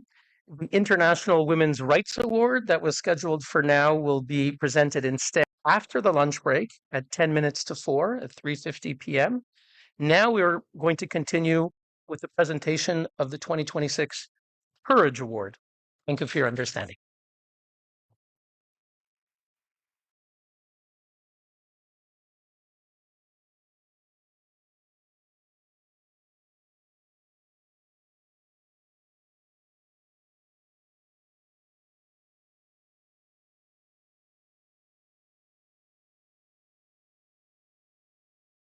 Excellencies, distinguished guests, ladies and gentlemen, thank you for this invitation. It is a great honor to stand here today at the Geneva Summit for Human Rights and Democracy, a place where courage is not only discussed, but recognized and celebrated. I have the privilege of presenting the 2026 Courage Award, prize awarded each year by the 30 human rights organizations that co-sponsor this summit to recognize those who embody courage in the defense of freedom and human dignity. Because courage is not a natural state. It is not something that you wake up with. It is added afterwards, once fear has finished writing the script and placed the final full stop. Courage is a footnote to fear and to life. The main text speaks doubt. In it, all rational arguments not to act are stacked, one upon another. The footnote resists, reminding us of the possibility of doing the opposite. Courage is not the absence of fear. It is a movement over the edge. So even when fear dictates and admonishes, it is courage, that italicized addition at the bottom, at the margin, that allows us to turn the page and to write history. The brave Iranian people stand ready to lead. Leading the struggle against Islamism are the women, the controlled, the silenced, the erased, each bearing the weight of lonely, uncomfortable, life-threatening courage. In Iran, courage is not shown by the one who speaks loudest, by the one who no longer stays silent. The history of humanity is not written by oppressors alone. It is also written by those who refuse to remain silent, to go, to march in lockstep. What we are witnessing may be a historic moment, but it's only in hindsight that we know with certainty when fear changes owners, when the roles reverse, when fear, almost unnoticed, leaves the masses and moves silently to the despot himself. Suddenly, fears the very masses he once oppressed. Then, in retrospect, one can often identify the spark that ignited the fire, the moment when the people finally find the strength to rise, fully aware that life itself is at stake. The moment when the despot realizes reality has caught up and there is no going back. When control evaporates, when the military and police join the people, when the facade finally crumbles, when walls are torn down, when people are reunited, when all that seemed impossible suddenly becomes real and self-evident. It is then we are reminded again that history can always take new, unforeseen paths, and that these paths are ultimately shaped by the courageous choices frightened people. It is then we are reminded again that the logic of dictatorship, manifested in oppression, control, and misery, is always at war with human nature and her longing for freedom. Iranian women pose a threat to nearly half a century of Islamist oppression. System built on the denial of freedom, on subjunction, and on obedience, where the female body is reduced to a battlefield, her hair to a crime scene, clothing and free will to a moral test. The woman who shows her hair is deemed a threat to the very foundations of society. The woman who speaks freely is regarded as a security risk, and she who refuses to obey is punished as an enemy of the regime with death. The full stop to a life half lived. And yet, or perhaps precisely because of this, it is the women who have carried the struggle for freedom the furthest. Woman, life, freedom, the beginning of a revolution. Beyond the slogan, they offer a path forward and indeed a manifest in today's laureate. Spies, murderous attempts, he is a woman who has chosen life and who will achieve freedom. Masih Alinejad, whom the devil's henchmen in Tehran have tried to murder 3 times, who is forced into an existence in the shadows, has not had the luxury of being vague or the privilege of being neutral. When power demanded loyalty, you chose truth. When silence was offered as a protection, you chose to speak. When fear's monologue presented rational arguments, you chose courage's footnote. You are a reminder that freedom is not born of consensus or the diplomacy of comfort, but out of conflict and of taking a stand. But every step forward requires someone who dares to go first. It is an honor for me personally to present Masih Alinejad to you, not only to recognize her work, but to take a stand. Stand for all Iranian women's rights to own their own lives, against Islamism's claim to absolute power, for the principle that no state, religion, or ideology ever stands above the individual human being. History will remember those who excuse the brutality and those who close their ears to the Iranian lion's abyssal roar. But history will also remember those who stood up when it was dangerous, lowly, and therefore essential. Masih Alinejad, thank you for transforming fear into courage, for never compromising. Thank you for reminding the world what freedom costs and why it is always worth the price.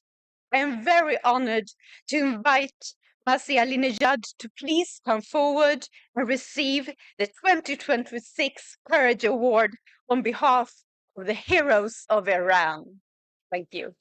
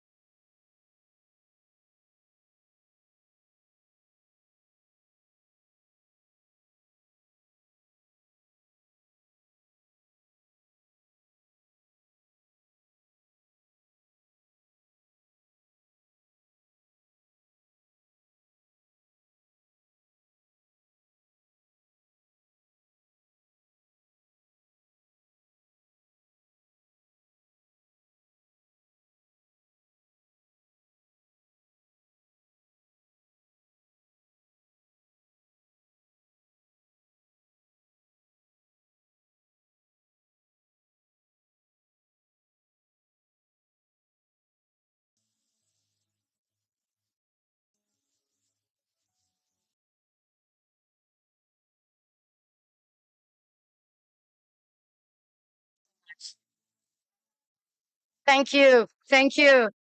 Thank you. Before starting, you heard two slogans here from Iranians.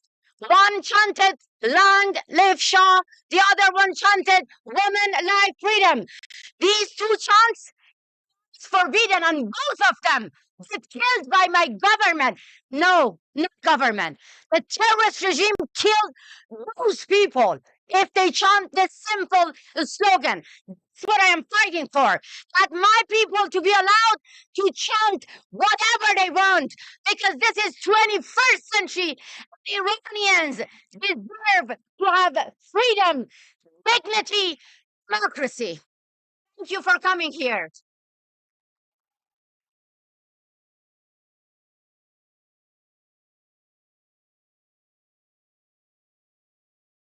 Thank you so much for this recognition.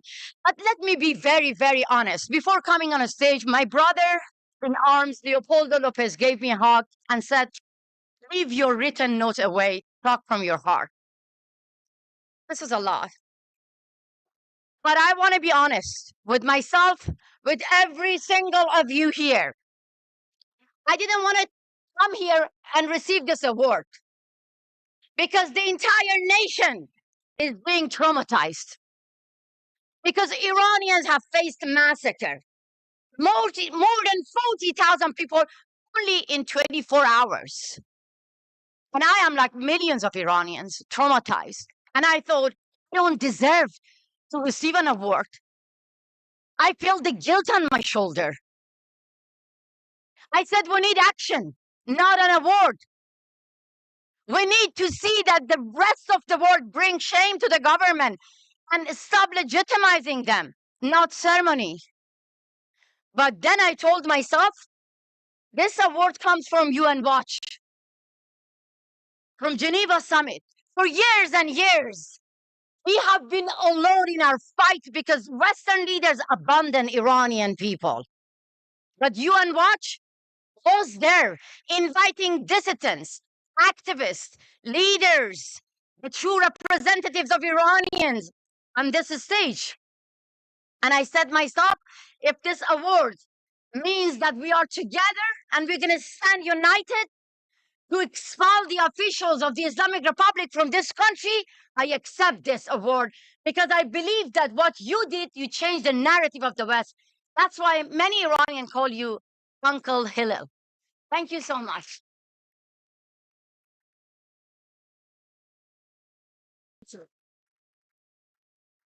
Yes, that's the only reason that I came here. But I accept this award not for myself, and I'm not here to talk for myself. I want to introduce my real heroes, the people of Iran, especially those who have been killed and those who carry the bullets on their own bodies. Two of them are sitting among you. And now I want them to stand up. One of them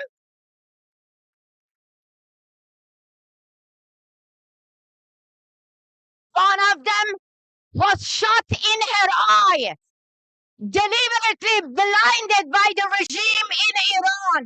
Kosar Eftekhari. She lost her eyesight, but not hope. The other one, mother of amazing daughter Juan. She left her daughter at home and joined the uprising. She carries the bullet. She lost one of her arm, barely moving her arm. They are not victims. Look at their eyes. Look at their faces. They are the warriors. They are the freedom fighters. And now I address you, European leaders, European citizens. I'm asking you, every single of you, would you stand with them or with their killers? Would you stand in solidarity with these heroes? Thank you. Thank you. Or you stand with those who are shooting them. Now I want to ask them to come on a stage because I want everyone to stand for them. I want everyone to stand for the victims. I want everyone to stand with 40,000 people who have been killed.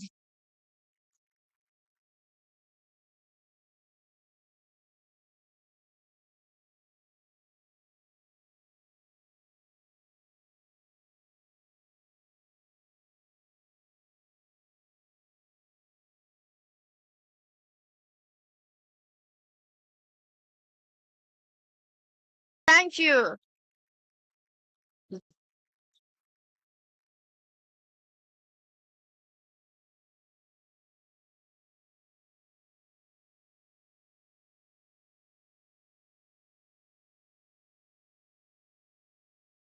Thank you so much. They are carrying the pictures of their brothers and sisters who have been killed in this recent uprising. Thank you, Kosar, Sima. If you want to say anything, I dedicated this award to you because you are the real heroes alongside millions of Iranians. If you have something to say,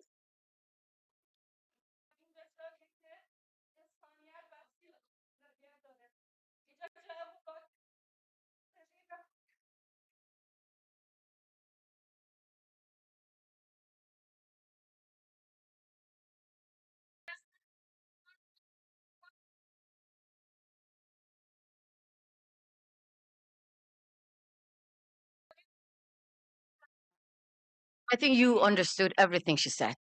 Because with her pain, the struggle and bravery, I don't even want to translate. She says this belongs to millions of Iranians who want to end this regime. And here we're standing to say that no negotiation with our killers. Oh, Sergeant.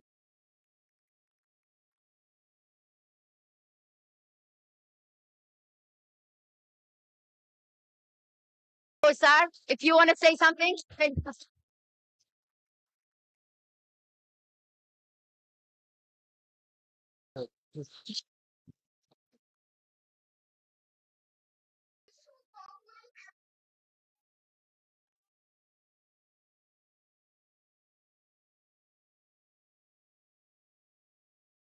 Islamic Republic is a machinery weapons of massacring unarmed and innocent Iranians. مردم ایران با دستانی خالی با رژیمی تا بن دندان مسلح مبارزه می کنند. My people with empty hands are fighting with the government. They have guns and bullets and weapons and everything. اگر مدعیان حقوق بشر هستید، اگر هنوز انسانیت برای شما زنده است، If you claim that you care for human rights, hear our message. کنار مردمان دست خالی انقلابی ایران نیستید. Stand with the people who do not have anything but their voice, because this is a revolution. Thank you, Co-Sergeant. Thank you so much. زندگی آزادی. The woman life freedom.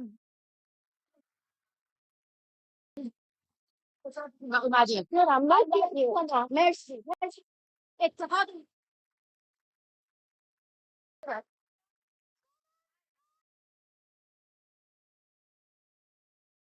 امسال سال خونه سیدانی سرنگونه.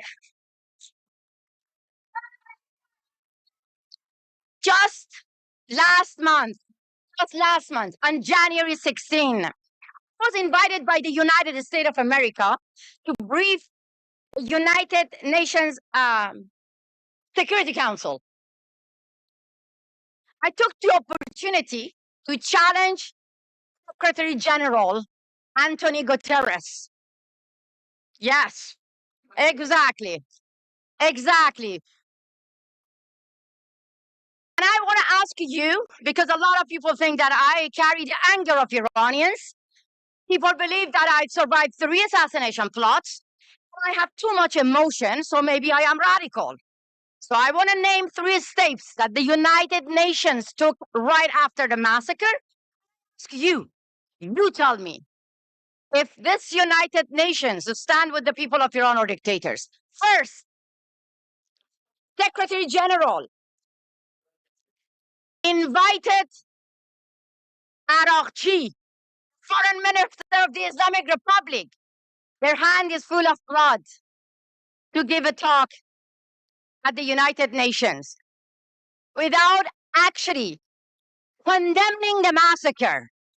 He sent a congratulation letter to this murderous regime. You tell me, does he stand with the people or dictators? Think about it. Second, the United Nations now appointed a woman who was in charge of oppressing Iranian women, Nadipur, Saneh Nadipur, giving her a role at Human Rights Council. I know. Unfortunately, the United Nations became a sad joke. Govern a regime that blind women, a regime that even tell you men here sitting that if you listen to the voice of women singing, you get provoked and you rape them. This is the mentality of this regime now being in charge to monitor women's rights globally. This is an insult, not to Iranians, to you, to everyone who live in democratic countries. But these killers are in charge to make sure your human rights being protected. How do you feel?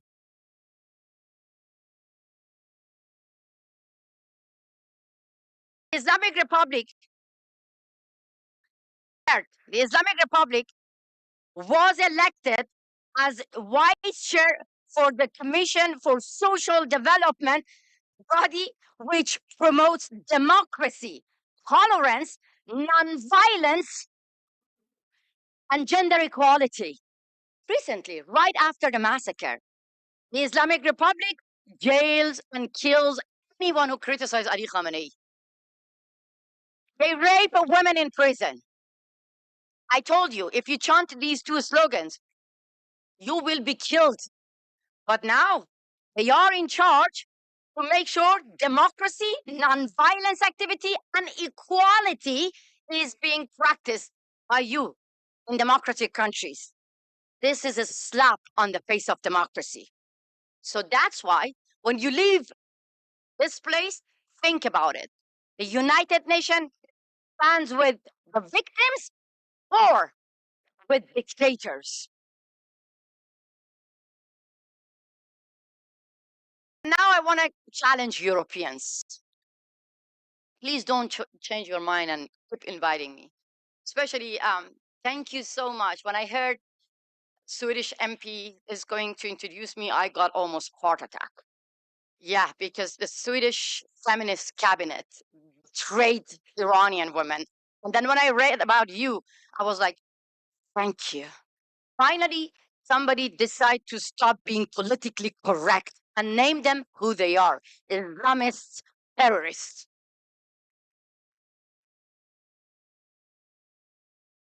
In 2015, I came here at Geneva Summit, after launching a campaign against compulsory veiling, fighting against the entire regime. Iranian women were walking unveiled, challenging Ali Khamenei and his wall of dictatorship. I warned the High Representative of the European Parliament, the female politicians from Netherlands, Sweden, France, Germany, all over the world, to stop bowing to Iranian regime. But they were going there, respecting compulsory hijab laws in the name of not causing Islamophobia. They were the one saying that we wear hijab out of respect to your culture. Listen, my mother wears hijab. She never forced me to wear hijab. This is the culture of my nation. Not the ISIS in power, forcing every female politician from Western countries to obey Sharia laws. That was a betrayal. So the Western female politicians waited too long to understand that compulsory hijab is not our culture. Until Mahsa Jina Amini got killed. Suddenly, they said, wow, yeah, this is not your culture. They started to their hair to show their solidarity with the women of Iran. I am calling on all of those representatives of European Parliament. Stop cutting your hair. Cut your ties with our killers.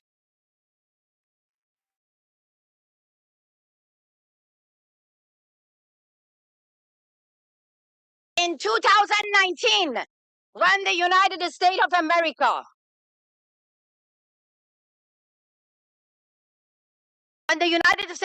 designated Revolutionary Guards as a terrorist organization.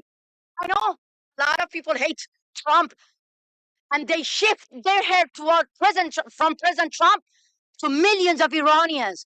the United States of America did the right thing to designate Revolutionary Guards as a terrorist organization, and Europe waited too long, 7 years. Suddenly they decided to designate Revolutionary Guards as a terrorist organization, and that was more than 40,000 innocent lives being killed by the same Revolutionary Guards.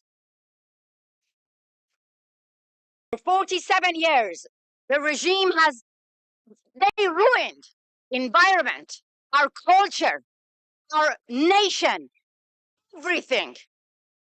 But in the West, the democratic countries still waiting to reform this regime. So my question is very simple. How long you want to wait to see that under reformist regime, under so-called reformist regime, people get slaughtered? I am sure that recently you have seen that finally in Europe, the language of politicians has changed. I am so happy to see this moment when European leaders understand that this is not the supreme leader. He is the godfather of ISIS, Ali Khamenei.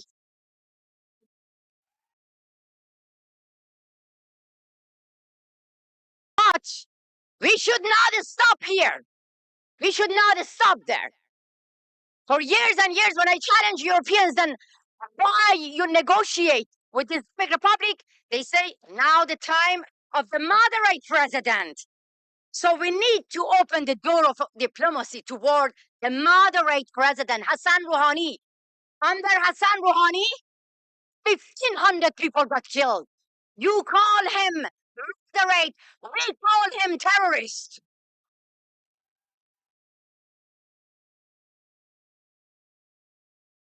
Go to all the international media. They call Pezeshkian reformist. That's why they say we need to negotiate with them to stop Ali Khamenei. Ha! He is the puppet of Ali Khamenei. Under Masoud Pezeshkian, 40,000 people have been massacred. More than 300 people being injured. 1,000 innocent protesters have been blinded. You call him reformist? We call them killer. And now, I want to ask the Europeans, you just listen to some of the names, only some of the names of the victims who have been killed in this uprising. I need some water. Sorry.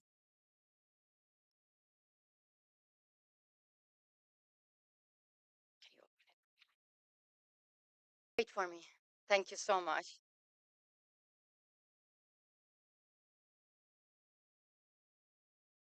This is the difficult part for many Iranians when it comes to name those who have been killed. Hamad Jabbari.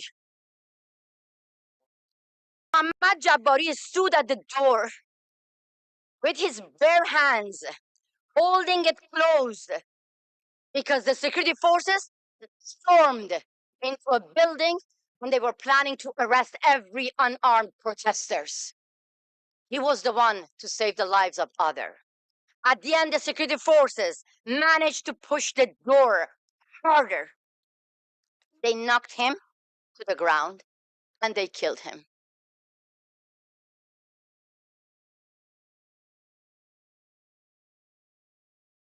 Firefighters, a man trained to save the lives, while others ran from bullets, guns and bullets, he ran toward unarmed people. His image went viral the moment he carried a wounded one on his shoulder.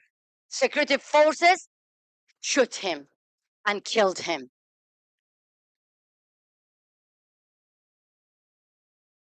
Faize Musta'an, only 20 years old. After security forces killed him, her mother was scared that they are going to steal her body. He hugged her till the morning to bury her. The names goes on and on and on. And that's why I want to ask you, ladies and gentlemen, it's very simple demand. Say their names and stand with those who have sacrificed their lives, not because of Iran, not just to free Iran, but to free Europe from Islamism, protect global security, to protect you from one of the most dangerous regimes, which is called Islamic Republic. Stand with the people of Iran. Thank you so much.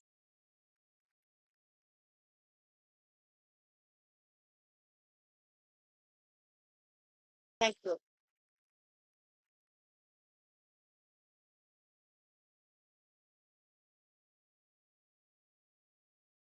Stand for Raha, for Majid, for Orya, for Muhammad, for Raha, for Mehdi, for Buya, for Peshman, for Iman, for Abul Faz, for Aida, for a doctor, for children.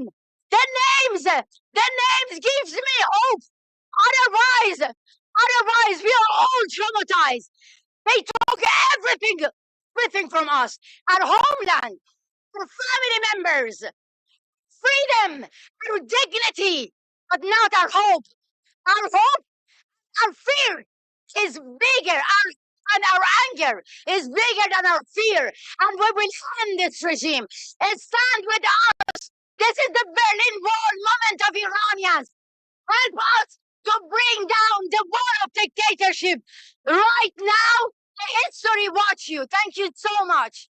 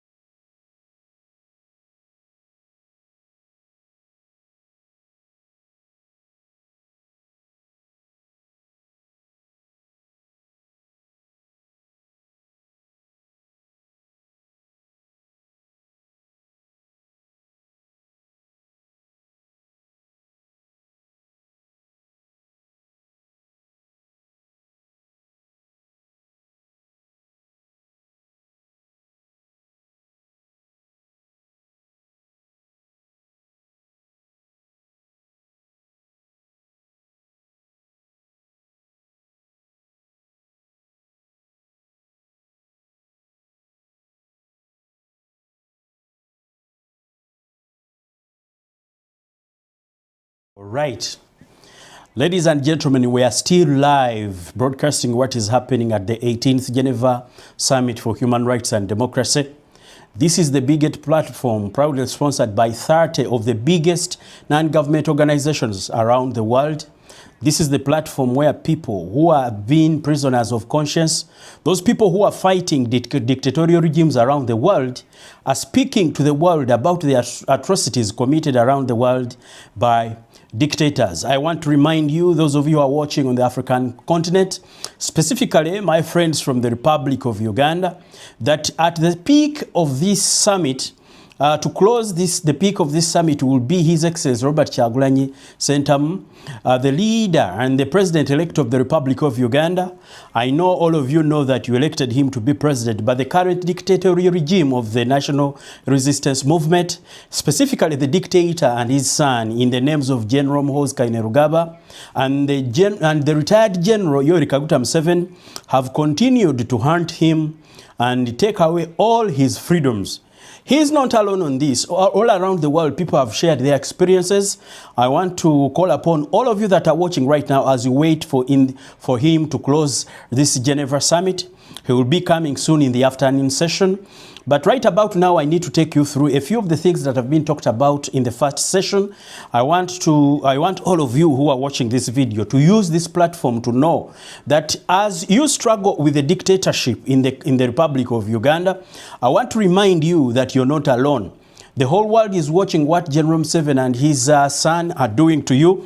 Remember, this is the biggest platform where people who did not get a chance to appear before the United Nations Human Rights Commission to share their experiences. This is the biggest platform, and right about now it is happening here at Media Choice Online Television. We are knows this personally. She survived multiple kidnapping plots and assassination attempts on American soil. Leopoldo was imprisoned, escaped into exile, and as the co-founder of the World Liberty Congress, has seen how regimes exploit international systems to target opponents abroad. So today we ask, how far will dictators go, and how far will democracies go to fight back and protect our free societies and stop them? I want to start with you, Massey. Can you start with my brother? Okay, okay, sure. We'll give you a break. Leo, you've spoken about autocratic regimes who cooperate across borders. You are aware about Iran and Venezuela that are strategically aligned. Can you tell us what does that look like in practice? What are Western countries doing to fight back? What should they be doing? Well, thank you very much. And I would like to start by congratulating the courage of Masi, of the women that were here as victims, that represent millions of victims and tens of thousands of people that have been killed in the eyes of the world, just in matters of days.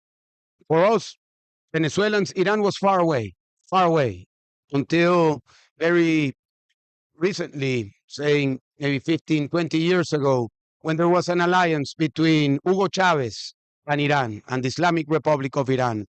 And they started to craft an alliance that was developed in different layers of their kleptocratic networks, how to steal, layers of how to evade sanctions, layers of collaborating with the terrorist organizations. Some people might not know this, but Hezbollah has been present in Venezuela for years, laundering money, training their people. For years, Venezuela provided passports to terrorists from Hezbollah and from Hamas in order for them to move freely throughout the world. For years, we have seen the collaboration of the Islamic Republic with Venezuela to evade sanctions and to take the oil from Venezuela all the way to China. So it's not only Iran and Venezuela, but it's also to China. For years, we have seen how the Russians have captured the military in Venezuela and have created a network between these autocratic, mighty powers, Iran, China, and Russia, in order to expand their model of autocracy. And let me be clear about this, because some people might think that this has to do with ideology. It has nothing to do with ideology. You have the theocrats from Iran, couldn't be as conservative as it gets. You have the nationalists of Russia and the communists of China. So it is not ideology. It's all about a common enemy.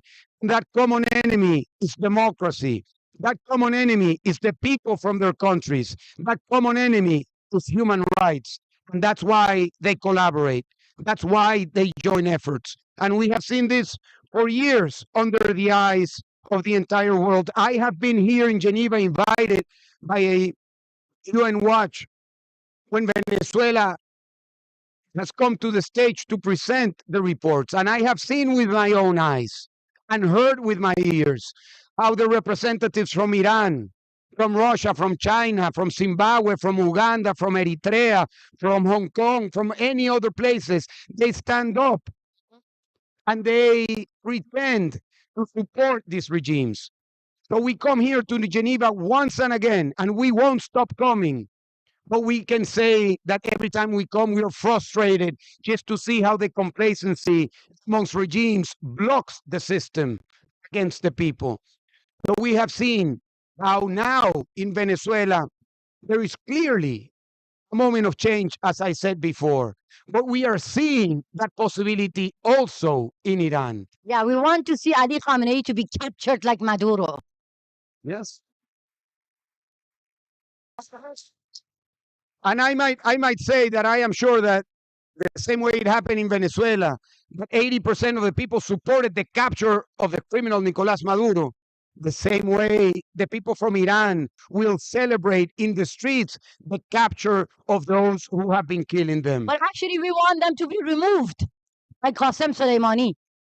Let me, I mean, I know you have questions, but I want to add something to what my brother, I always call Leopoldo my brother, and many other dissident activists mention these days, the collaboration between dictators. Yes. That hurts us a lot when we see that how dictators are more united than freedom fighters. And it is beyond sad that you walk in Europe, in America, everywhere, in free world, that you see, they see this as like political fight and saying that, you know, this is a right-wing issue, this is a left-wing issue. This, believe me, if the regime in Iran want to kill you, want to kill some of you, they never ask you whether you're left or liberal. They never ask you whether you're right wing or you support President Trump, Prime Minister Netanyahu, or you support President Biden or Obama. They don't care. They hate democracy, as my brother said. They hate Western values. This is what bring all the dictators together.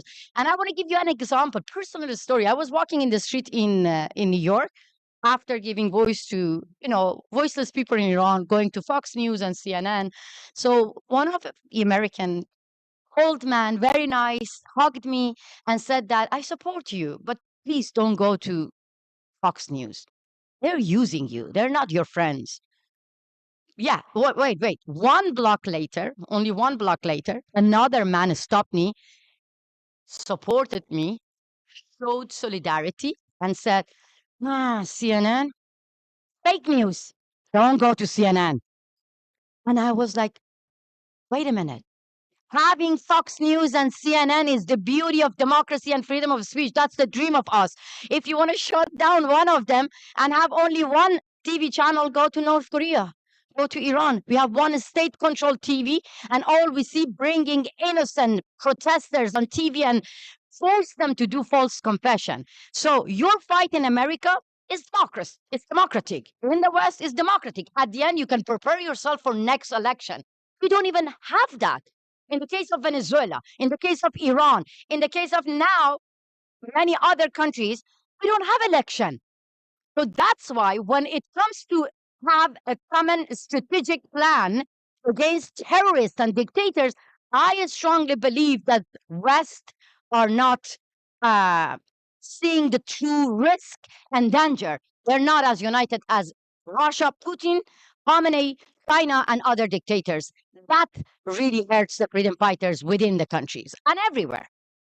Thank you. Actually, on that note, Leopoldo, what is your thoughts about how Western countries deal with this threat that Masih has outlined? The dictators are cooperating. They have so many tools. They have cyber warfare.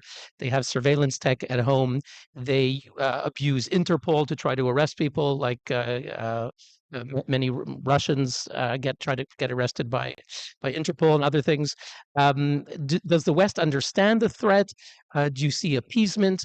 What do you see from Western response to transnational repression? What should they be doing? Well, we have seen appeasement. We have seen appeasement for years. We do get some statements of concern. We do get some slaps in the back saying we are with you, but that's not enough. And that is why we created the World Liberty Congress. It's the exact reason why we understood that if we don't stand together, our fight for freedom will not be as strong as it needs to be. Because of a simple idea that was crafted here, that human rights are universal, that all women and all men are created equal. What does that mean? That means that there are no borders. That means that there is a violation of human rights in Iran and I am in Venezuela. It needs to be as important. And that's why we united voices, dissidents, leaders, movements, women, men, people who are in exile, people who are in their own countries, understanding that it doesn't matter if you're in Africa, in Eastern Europe, in the Middle East, in Latin America, or in Asia, the fight is the same. And let me tell you something. For us, It has been a growing human experience to meet so many courageous women and men that we are very different. Our religion is different. Our skin color is different. Our history is different. Our languages are different. And if we talk about any other topic, we could be very different people. When we speak about what it means to fight an autocratic regimes, immediately we are part of the same movement. Immediately we become brothers and sisters, and we don't use this term brothers and sisters lightly. We use this term because we believe that we need to have true solidarity, and we need to understand. And one of the challenges that we have, and we have taken that personally, is to learn. Is to learn what is happening in other countries. So places like this, when we hear voices from Vietnam, from North Korea, from Zimbabwe, from Venezuela, from Iran, these are places where we learn. And it's not just to learn the facts, it's also to learn the empathy that is necessary to understand that simple idea that human rights are universal. That should be the commitment of the Human Rights Council. But unfortunately, it is not. Not because of the people that are doing everything that is going on in Geneva, Switzerland, for the common benefit of all African brothers who are under persecution and those of you who are under the dictatorial regimes of this world. We are listening to so many people, but right about now I'm going to tell you a few stories of these people and who they are actually. You see, I'm not saying that their stories are not big enough like the one of Uganda. Ours is almost equivalent and sometimes even worse than the stories you have already heard. Some people were taken to prison for 2 months, 3 months, 4 months, 5 months or even a year. Some escaped and others are prisoners already in their own countries. Imagine a situation where you're fighting for the liberties. In Uganda, the situation that is happening right now is for Ugandans to reclaim their position that Ugandans. You see, in Uganda, it's not about whether you don't have a job, whether you don't have what. The first brutal act that is committed by the current regime. Some people in Uganda, actually many people, not even some, it is just a few that are benefiting from the regime, and this talk is not about benefiting, but anyone who is not related to the current ruling party, or anyone who is not married there, who has not had children with their family or their tribe or something, must fight first to be a person. You must fight first to be a Ugandan. And I understand all of you that are watching here, some of you might be, of course, like you might have gone through things that are worse, way much worse than the stories you have already heard. But this is the only platform where our own Robert Kyagulanyi Ssentamu will be telling a story of the worst situations Uganda are going through. Imagine this. As I'm about to tell you what has been happening, the profiles of all these people, I want to tell you that these are the platforms where the plight of Ugandans, the voices of Ugandans, those of you who cannot even manage to get out of their bed, those of you that are hiding, the political prisoners, the ones that have been hunted, just because you hold a flag. Imagine, have you seen these clips all over social media? When the army is brutalizing people, just because they held a flag, a symbol, a national flag, just to resist their dictatorial tendencies. Imagine, can you imagine a situation where a soldier is beating a young man, beating him off, ripping his skin off because he's sending this guy to climb an electric pole and remove a national flag? Elsewhere, all of you who are living in the diaspora, many people who are living all around this world, you know what is happening around the world. Ladies and gentlemen, as we're streaming this, I think you're listening to these stories. Some of these stories have been brought to the attention of the world via video, and Robert Kyagulanyi Ssentamu, our own, will be speaking via a video. You understand the circumstances. You know he's not a guy who could not fly to Geneva. You understand he's a man who could fly anywhere for the sake of Ugandans. You know even before he came to politics, he was a well-off musician. Not only that he was a musician, he was a father already.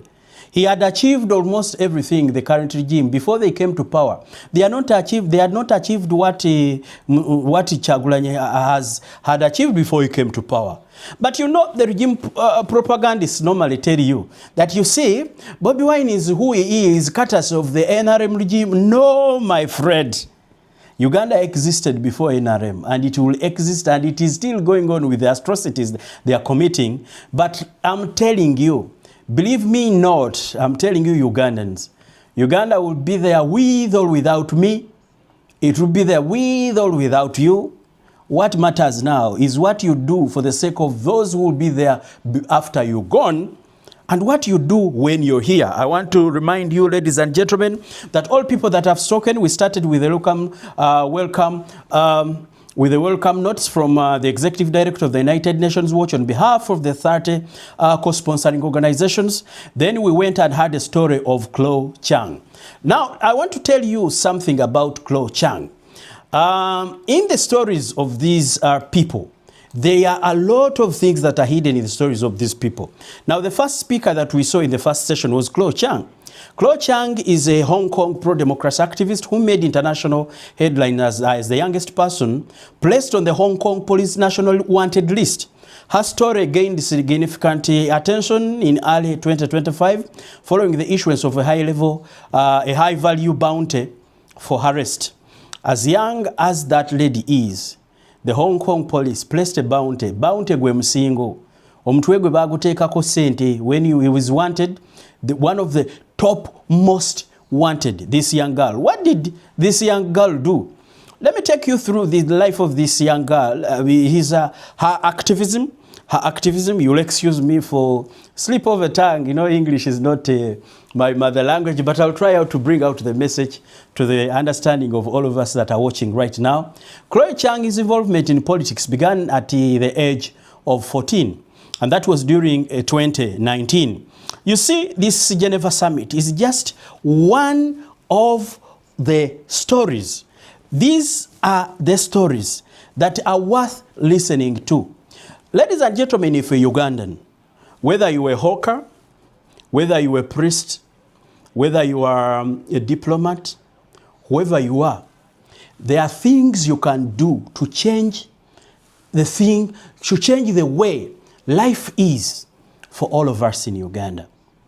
I'm telling you, no matter where you are, no matter who you are, the people we have seen speaking here, some of them were teachers. I understand you know that teachers are the poorest of the professionals in the country Uganda. They are underlooked. Remember, in the currently what you're seeing in Uganda, people feel that because they are teachers, they can't do things to change the lives of others because they are teaching. This young girl got involved in politics at the age of 14. If you are going to change a country, ladies and gentlemen, it doesn't matter which size you are. It doesn't matter which age you are. And all of you right now, it is incumbent upon all Ugandans, wherever you are, whether you're in the diaspora, whether you're living home, whether you're doing what, it is incumbent upon you to secure a democratic country, because a democratic country is for all of us. A country where human rights are respected, a country where democratic governance. You know, very many people confuse with a lot of English what democracy means. Democracy is just when people are led with their consent. People say this, the next time they are doing this. We are not saying that we have the capacity to know all the technicalities of running a government, but we are saying Ugandans must demand for at least for a minimum. The minimum. And often at the UN, the dictators say, wait. Don't tell us what to do in Iran or in Latin America or in Asia. You have your culture, that's Western culture. We have our culture, right? And that's the dictators who say that. They don't want universal human rights. They don't want protections. But of course, when you hear from the dissidents say, we do want universal human rights. We do want freedom of speech and freedom of assembly and so forth. So that is one of the big propaganda Good at the UN. question. Very good question. But my brother, let's be very clear. I don't want to criticize dictators for saying this is our culture, because we know dictators, they lies. My problem is with those who buy these lies. The Europeans, for years and years, they bought these lies and saying that, you know, when we go to Iran, we have to respect their culture. Really? Forcing 7-year-old girl to cover from top to the toe in order to get an education is the culture of Iranian people? This is an insult to the entire nation, because this is the culture of ISIS. This is the culture of Taliban. They say that, you know, people in Iran, in the Middle East, in authoritarian regimes, they don't deserve democracy. So maybe they don't say deserve. They say that we don't want democracy. This is not their culture. No, we want democracy. And we deserve to have secular democracy and sit together like this. Sitting here, speaking is a crime in my country. You get bullets in your head, in your chest, if you speak up. And you think that this is our culture? Or suddenly we want to die. I mean, as a woman, we want to get raped because this is our culture? This is really an insult to a nation. So I don't criticize the dictators, but I call on Europeans, on democratic countries, to respect nation with empty hands, stand up and say that our culture is tolerance. Our culture is not death to America, death to Israel. Our culture is we want to normalize having relation with America, with Israel, with all over the world. Our culture is not, I am Hamas. No. Our culture is Hamas, Houthi, Islamic Republic. They are the biggest terrorist organization against people of Iran, people of Palestine, people of Gaza, people of Israel. This is our culture. Middle East is the most beautiful culture. Before Islamic Republic, we don't even share border with Israel. We had good relation with the Israeli government. This is not our culture to hate Israeli government. This is not our culture to hate America. We love you, good people. We love you. I was brainwashed. In my country, they were telling me that you have to shout death to America and Israel as loud as Tel Aviv and White House would shake. Guess what? This is Iranians now. They shout as loud as Ali Khamenei's house is shaking now. Death to Islamic Republic. This is our culture, because our culture is all about love, dancing, music, history, culture. But their culture, the Islamic Republic culture, is death, sending weapons, sending assassins in front of your house, sending killers, rapists, expanding Islamic ideology everywhere. This is their culture. So then it's your choice. You have choice. You want to choose the culture of ISIS, Taliban, and Islamic Republic, Hamas, Houthi, Hezbollah, or the culture of the beautiful Middle East who wants to stand together and be a normal country, have normal relation with all of you. Choose us. You don't have two options. You have only one option. Yes? Because in the West, I'm going to, last sentence. Unfortunately, you cannot ask me to be politically correct. Unfortunately, some in the West, they are allergic to the word regime change. But hey, we have allergy to dictators. So it's very simple. Join us. This is the Berlin Wall moment of Venezuela, Iran. Please join us to bring the wall of dictatorship down. The consequence is going to be bigger than the fall of the Berlin Wall, because we're going to have peace and global security without the autocracy ink. Together, we are stronger. Thank you so much. Leo, final thoughts, 30 seconds. I just join a global movement for freedom. We offer you the World Liberty Congress, but you also have the Geneva Summit. Just join. Understand that alone we cannot win this fight. Understand that we need to learn about what's happening in other parts of the world. And I think that's the biggest takeaway of this summit. Let's join efforts. Let's be courageous. And one final thought: they cannot change us as human beings. We are good people. They cannot change us. When we want to smile, we need to smile. They cannot take away from us our optimism. They cannot make us be people who are resentful and bad and in a bad mood all the time. We want to fight this fight with optimism, with hope, and with the assurance that we will be free. Thank you very much. Thank you. Thank you, Leopoldo. Before we break, before we break, I want to remind people we're going to break in a moment for lunch. The event will resume at 2:30 p.m. I want to thank Masi Alinejad, Leopoldo Lopez for your contributions, which underscore the theme of today's Geneva Summit: Unite against tyranny and rise for freedom. Thank you very much.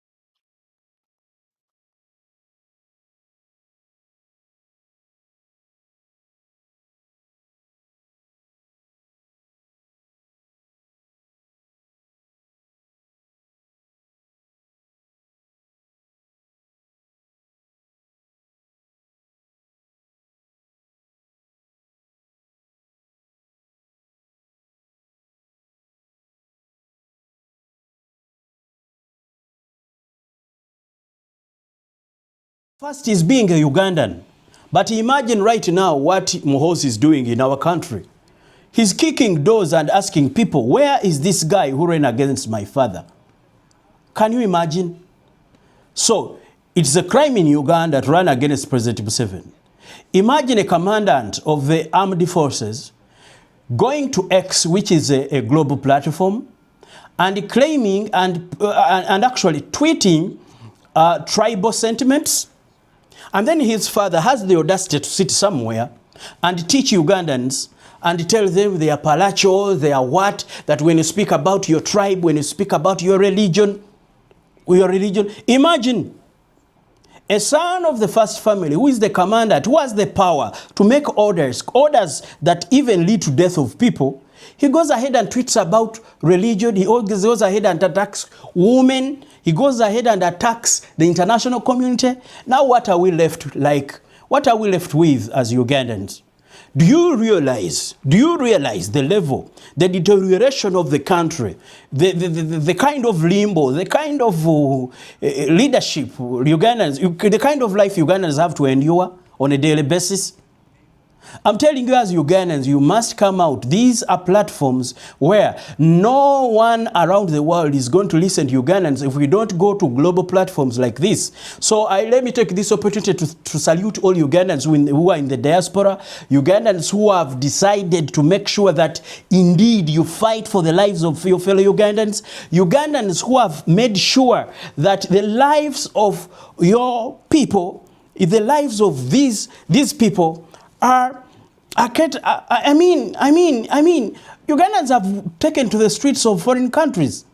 You are in that foreign country, but some Ugandans pretend to be married to wealthy people, pretend not to care, pretend to be comfortable, because you have this thing that you assume that when you speak about the regime will antagonize you, the regime will disrupt your papers, the regime will, how you went to diaspora, You see, Ugandans have even fear of even speaking. Like someone there is saying, someone might be there in his house, and this person is saying, I'm following up what is happening as we went to the break. But meanwhile, as we talk in this broadcast, I want to call upon all of you Ugandans, especially you Ugandans in the diaspora. Let me pose this question to Ugandans in the diaspora. Seriously, you live in countries that are democratic. You live in countries where protesting or freedom to show or to take to the streets and protest something are guaranteed. You are protected by those governments to speak up for your country. You live in the diaspora, but you choose to sleep. You choose to keep quiet. You choose to watch the news and cover yourself in a blanket. When your fellow Ugandans, your aunties, your uncles, however bad, whatever they did to you before you ran away from Uganda, are being killed. Imagine a video clip that I think majority of you saw it. During the campaign, not even during the campaigns, during the elections, some soldiers would go on the streets, get people, tie them on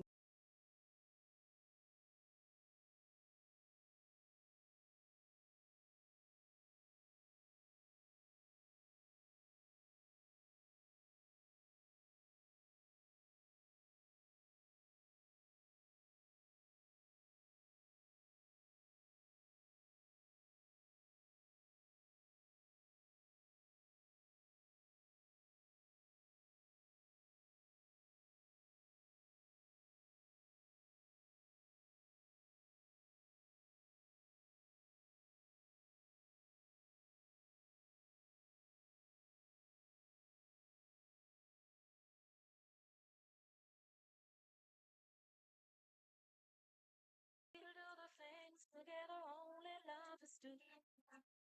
Let the flow on, baby. Let's do the things together on that love is do. Let the flow on, baby.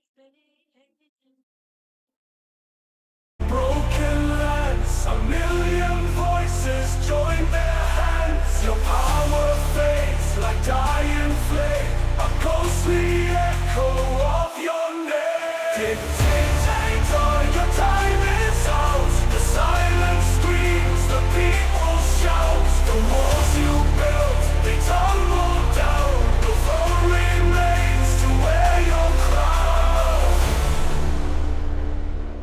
The dawn will come, the sky will clear.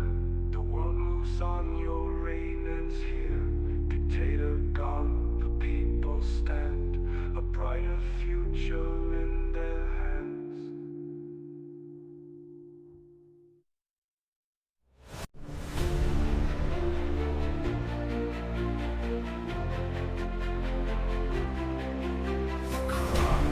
War is cracking now. Your empire shakes, but you still bow to shadows long and whispers cold. The lies you spun have all grown. And as if we are in a war, as if Uganda is Ukraine, and then tie a group of the youth on a single rope, and then start kicking them, and then taking them to drones. And then some Ugandan in the diaspora will feel like, now I'm safe, I can breathe, now I can eat. I want to call upon all of you Ugandans that it's not a duty of Robert Kyagulanyi Ssentamu alone to claim his victory. The victory that was robbed from Robert Kyagulanyi Ssentamu was not his personal victory. It was a victory of all of us Ugandans. I know you went to the polls and you voted Museveni out like the other times. It is prominent, it is evident upon all of Ugandans. Ugandans, all of you remember the past stories of Kizza Besigye. People have been claiming that Museveni has been losing elections. And as the only chance of changing leadership, every 5 years, Ugandans, you only have one chance to change leadership. And you used this chance. You went to the polls, you elected someone else, and another person took over the leadership, militarized the whole process, captured the Electoral Commission. He assigned his son to capture the Electoral Commission. He assigned himself the luxury of sitting there. Imagine, we went to the polls when Uganda was just a few days to this Chief Justice. You know, the electoral process of Uganda follows some steps constitutionally that are no longer being followed. When someone is nominated, they go to the campaigns, and you go people and vote. When someone does not when someone feels like he's been rigged out, he has to go to the courts of law. But you know what happened? The former Chief Justice, Justice Owiny Dolo, was meant to retire a few days after the election. Meaning, if Robert Kyagulanyi Ssentamu had wanted to petition, of course he does not want, I know you understand how the Ugandan situation is, you cannot get justice anywhere. All institutions have been captured, Museveni has taken over the judiciary, he has taken over parliament. You see the Speaker of Parliament, who would have had she would have had her own powers. As you know, the hierarchy of leadership in Uganda, when there is no president, there is the parliament. When there is no parliament, there is the judiciary. Now look at Anita Among. Do you really think as Ugandans that if Uganda goes to a crisis, that Anita Among can make a good president? She's been hauled here and there. This time she's this place she's running like a headless chicken here and there. Imagine a parliament of your representatives. They would be represented if they are your representatives. I want to ask you a question. Are those people in parliament, are they the ones you elected? Are you serious? Are you sure that the ones that are representing you in parliament are the ones that were elected? I'm telling you now, the parliament is also some place to play to the gallery of the dictator. Imagine a Speaker of Parliament being dragged here and there. Let me bring in this before I go back to this, what I had wanted to tell you. I want to tell you, Ugandans, that in a democracy, there is something called separation of power. Separation of power means that each of the arms that govern the country, each of them has its own powers and can exercise their own powers by constitution, not by orders of one arm. But what is happening in Uganda?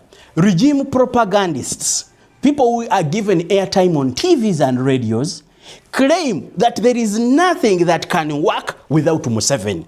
That the judiciary cannot work where Museveni is not involved, that parliament cannot work where Museveni is not involved, that the army cannot work where Museveni is not involved. But remember, the principle of separation of powers narrates exactly what exactly are your powers, the limits of your powers. But the guy has usurped, the guy has taken over all the powers of all the arms, and they are non-existent right now, apart from being shadow and playing to the gallery.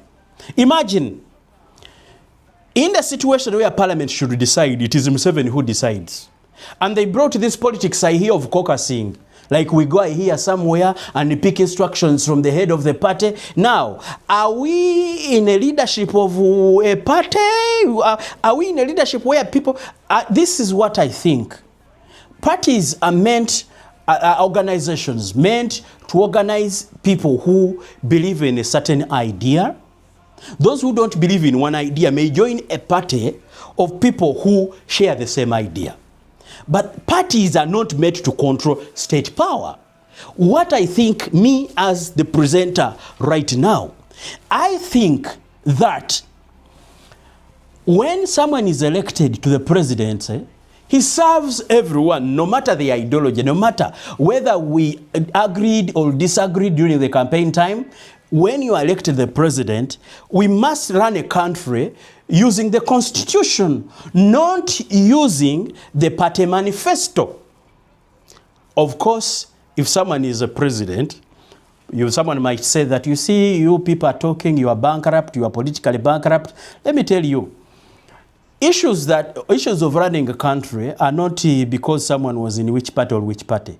When a president has a manifesto, he picks around the whole country the things and the key points. When he goes for the State of the Nation address, which later becomes a state instrument, I mean a national instrument where laws will be best, when the SONA becomes the foundation of what is going to be done in the term of a president. It does not necessarily mean that if they are running a country, they are running it as any. Like for the case of Uganda, have you ever seen anything that is being passed? Ugandans have even been forced to think that a country cannot run without a president. Let me tell you, ladies and gentlemen, in countries that use institutions to run a country, all institutions, functioning institutions, not like, yes, someone might argue that in our country there are institutions. I'm not talking about captured institutions. I'm not talking about captured institutions. No. In countries where institutions run whichever their mandate is, even in the absence of the president, a country can be run.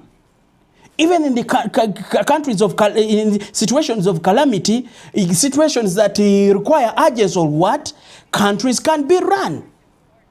But can you imagine the state of our country? So I'm calling upon all of you Ugandans. These are steps where we must and we are demanding, ladies and gentlemen, we are demanding for our victory. You see, there is something special about Robert Kyagulanyi Ssentamu. He is a genius strategist. He catches you unaware. You may not know what his steps are, but eventually he gets the job done. I think all of you that are close to this guy, you know, this guy gets the job done. Robert Kyagulanyi Ssentamu and his strategies have been so... You see, there is a way I like this guy. Robert Kyagulanyi Ssentamu, you see, he has turned the dictatorship upside down. I want to tell you, ladies and gentlemen, there's the stories you've heard on this Geneva summit, are stories of people who have suffered they have gone through serious sufferings with their governments. One of them even managed to escape One of them even managed to craft a small boat. You see, Ugandans, we are suffering, but we need to borrow a leaf from people that have told stories that, seriously, stories that are that have stood out. Remember, I want to tell you, dictators around the world may conduct themselves differently, but the things they do are almost similar all over the world. Can you imagine? Can you imagine? After someone winning an election, someone claims that he won an election, no one celebrates, and after no one celebrates, he's looking for someone who got 21%. Imagine. We've done so many programs here at Media Choice Online Television to highlight what happened during the elections, and we'll continue to do it. And actually, after this Geneva summit, we'll explain deeper when this live broadcast is done. But after here, Ugandans, the biggest question is, as people who did change in our country, the biggest question is, are we going to be helped as the people of Uganda? Are we going to see change in the country called Uganda? Are we going to see things turn differently in our country, Uganda? Are we going to see things change in Uganda? Really? In the second session, like as we go deep, ladies and gentlemen, in the second session is our own Robert Kyagulanyi Ssentamu is going to speak to Geneva conference. And all of you will stay tuned up to the end of this broadcast because he's going to speak on behalf of all of us. Many of you did not know that Robert Kyagulanyi Ssentamu could even win the presidency. I understand all of you know, even those that rigged the election, our victory, you already know that the guy won the elections. But you know, you see these people, the shameless regime, sometimes the shameless, somewhere, I have seen people I used to respect a long time ago, especially in the media. Some old guys who have been poor in the media cannot blame themselves for being poor, so they cross to the regime. I've seen them being made to stand on campaign trails of Museveni. I've seen Museveni buying off people to go to the campaigns, ferrying people from schools. All school teachers and directors were ordered to take children, and procurements of uniforms and what were NRM t-shirts were given to them with some little bribes. Now imagine selling your country to that extent. Eventually what happened?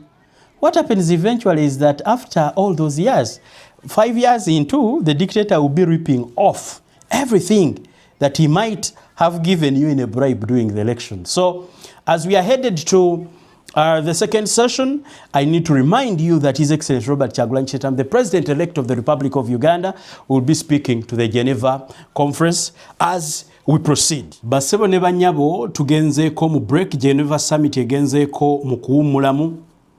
Nsaba naffe abali ku Media Choice Online Television tuwummulemu obeeko byokola ebitonotono. Tugenda kuyingira session ey'okubiri. His Excellency Robert Kyagulanyi Ssentamu, President gwe mwalonda mu ggwanga Uganda, mwagenda okwogerera era saawa eno bawummuddemu.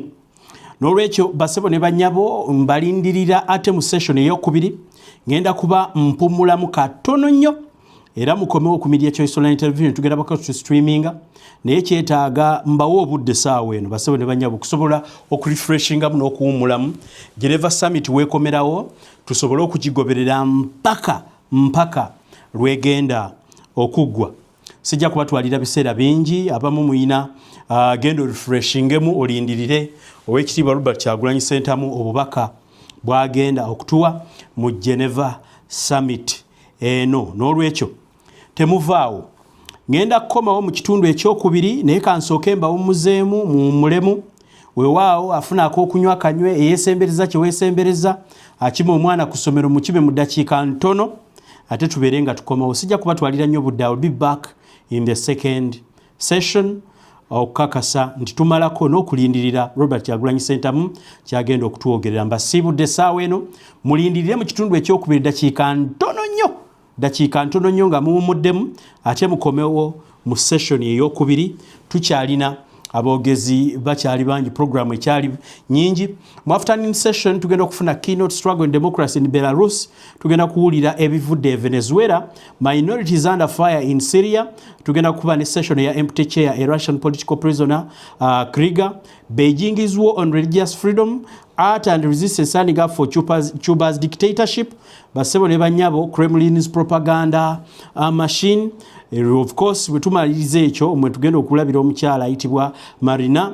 Of course omukyala bwana amala okwogera, one of our own Robert Kyagulanyi Ssentamu will be closing the Geneva summit on a video talk live wano ku Media Choice Online Television. Tovaawo basebo ne banyabo komawo after a few minutes sobole okubanga twala buli kimu mu maaso. Wajja kubeera n'ebirala ebisembayo naye right about now kamba sabe mu mulemu ate tubeere nga tukomawo mu kitundu ekyokubiri. This has been the end of the first session.